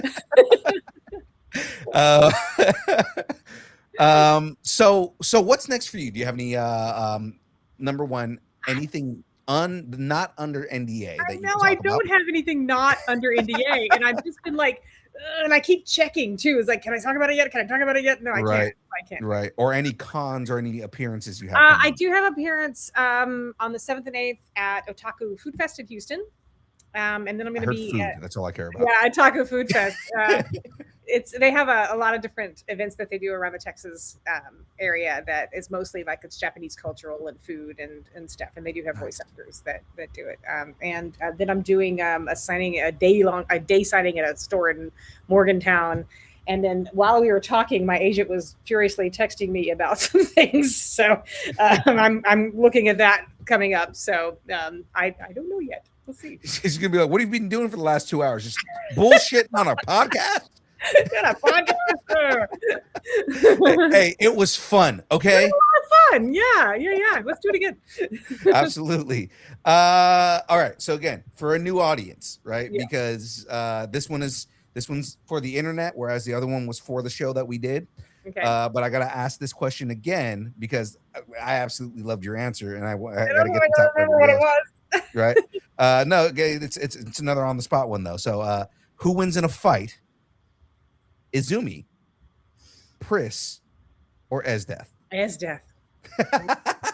And that's why I loved it, is because you didn't even have to think about it. You're like, Esdeath. There's no other answer. She's Because she's absolutely brutal. she has no conscience Right. at all. At all. I mean, Azumi has a conscience. She really Mhm. does, and there's just no way around it. I mean, she's awesome, Yeah. but Estes got that ice thing, and she's hardcore. Hardcore. Right. Yeah. She's like Bubbles hardcore. Yeah. and Chris, is only as good as her attitude and suit. Mhm. Yeah. So. And what was All right. what was the other character? The third one? I stopped No, listening. you had him there. It was Azumi, Pris, and Esdeath. And I mean, yeah. Yeah, that's but then it. there's Lady Death. Oh, then yeah, that's right. Throwing Now, Lady Death. Death and Lady Death, that's a tough one. That is a tough one because she's not even human. She's Right. not even alive. So that's a tough one. And Yeah. she's actually beaten the devil. So it's a tough one. Yeah. You put the two of them in a room. I mean, in the They end, kinda- Lady Death wins because she's Right. But I think if you put Lady Death and Esdeath in a room, they wouldn't fight each other. They'd conspire. right. They'd probably just become friends and They just just say, conspire. It's like, okay, you get the Western Hemisphere, I get the Eastern, and we're, let's you call get it to handle call all it the a- places that I can't go to. yeah, exactly. So you get the world, I get the underworld. Let's keep it at that. Right. They have a draw. There you go. The agree to disagree form of combat. Right. So where can everybody find you if they want to follow more Christine Auten? What you're I'm doing, everything like that? at Christine Auten on Instagram is pretty much the best way to do it. At Christine Auten, all one word. Awesome. Instagram. Yep. Awesome. I'm Well, there. hell yeah. Well, Christine, I appreciate you coming on and I appreciate you having me. spending the last 2 fun. hours bullshitting with me. It's been fun. But no, that's the thing. That, this is a chance for you to just hang out and be a nerd. Yeah. And, like Yeah, I do, and most of the times when in normal circumstances at my other worlds, you just can't do that because people look at you like you're strange. right. So, And here you get to put your nerd flag high. woohoo! We're actually working because we have a merch store, which I was going to plug here in a second. But Plug away. yeah, we're working on something. We announced it a while back. It's just we're still working on the design. But our merch store has an option for us to make flags. Oh, nice. So we are gonna make a flag with a D20 that has a bunch of different like nerdy logos on it, Oh, cool. and it's gonna say "Wave your nerd flag high." That is awesome. I love that. Right. So, and the whole thing is like we can bring that to shows and say, "Hey, Mhm. don't be embarrassed to be a nerd, dude. Here you go. Wave your nerd Yeah. flag high." Yeah. Wave it high. Wave it high. You know, Awesome. and yeah, like the idea is, it has like, the Star Trek logo and it's Yeah. got a Yeah. Rebel logo and all those kind of different things on there. Yeah, I actually formed my relationship with my best friend in college. She still is my best friend, but we met in college, and I was really shy, and she talked to me, and I instantly, just for some reason, went off on Stargate, like really, really off on Stargate. Or was it Star? It was Star Trek. It was Next Generation. I went, yeah, that was it because it was way through. I went off on it like hard, and she wasn't into it. But she's like, you know what? I appreciate that you did that. And so we've actually her nerddom goes in a different direction. It goes into Anne Rice and the vampire lore, and Anne Rice is pretty yeah, damn good though. yeah, yeah. Me too. I've read all. I mean, I've read all of it. We didn't even get into that. Oh my god, let's get into vampire lore next. God, next time we have a conversation, we'll start talking about that. And maybe I'll pull up the picture of the original vampire that I did on Halloween. Oh, nice. I would love it. Yeah. Okay. Yeah, yeah, yeah. We did original vampire characters, Yeah, yeah, yeah. and that was fun. So I'm trying to go further and further back, but eventually it's what I'm trying to do is an aristocratic British Dracula. Oh, interesting. Right. So the Like a idea nobleman. being right. So nobility, Hmm. British Victorian era nobility, right? Right. So like that style of clothing, Hmm. but in a vampire style. So, obviously not Romanian, not having the Romanian garb, but Right. having aristocracy or aristocratic British clothing, but Nice. still be a vampire. Right, right, right. I'm Yeah. sure somewhere in Anne Rice's imaginings there is that Yeah. somewhere. Yeah, yeah, and it's been really fun to create, and hopefully I go further and further down the rabbit hole That with is that exciting. character. Does your wife like to cosplay as well? No, my wife is not into anything nerdy except for the Golden Girls. Oh my gosh. Yeah, my wife absolutely loves the Golden Girls, but Great. she Well, is not that's into. worthy Yeah, of being geeky about. Sure. yeah. Actually, you know what she's nerdy about, would if she's nerdy about anything, it's classic film. Oh, yeah. Well, see, that's great. That's Yeah. awesome. Yeah, That's and amazing. we do bond on that. We do bond on Right, right, the right. classic film. Like how classic are you talking? Like, is any specific genre or just classic film? She enjoys mostly the 40s and the 50s. Oh, nice. Okay. The older the better for her. So Oh, fantastic. Yeah, so many people don't realize, these are real movies. They had real scripts and actors, and they're actually awesome. They're really yeah. great. Oh, they're really good. They're really, really, really good. Yeah. And some are Yeah. really, really crappy, but that just happens. But But like back then, like what I noticed, what I like about classic movies is the script writing was so good back then oh because yeah, it had to be. really punchy. Really punchy. Yeah, Yeah. it had to be really good back then. Yeah. Otherwise, nobody would watch it. Too expensive to make. Right. You need to Right. have a really tight script. You can't well, we'll see how this goes. You can't do that. Right. Right. Okay, Okay. So we can talk let's. there. So we gotta go. Yeah. So let me drop these plugs here real quick, Okay. and then we'll get going here. Ladies and gentlemen, if you would like to support distance nerding and go to a con or something like that and rock distance nerding, well, ladies and gentlemen, we got a merch store. That's right, we got merch, people. That's right, ladies and gentlemen. That merch store, I'm gonna put it right there at the bottom of the screen. Boom, right there. If you head over to streamlabs.com/distance nerding/merch, you can get some of that merch. Here is some of that sweet, sweet merch for you guys. Boom. Oh, that's great. I like that shirt.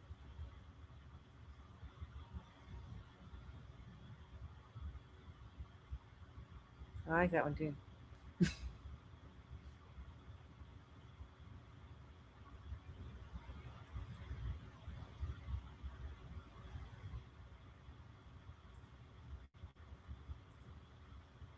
Boom. There we go. So, ladies and gentlemen, that's right.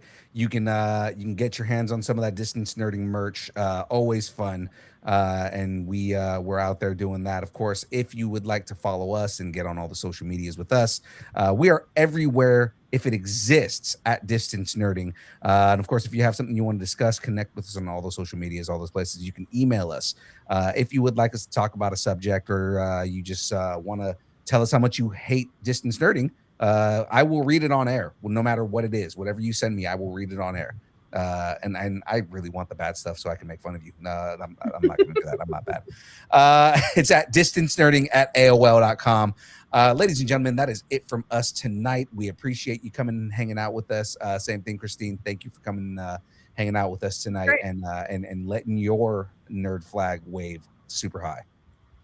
Awesome. All right. Ladies and gentlemen, that is it from us. As always, thanks, and keep nerding together. We will see everybody on Tuesday, if not tomorrow, for game night. Everybody have a good night. We will see you all later. And I'm on the wrong page. There we go. Distance nerding.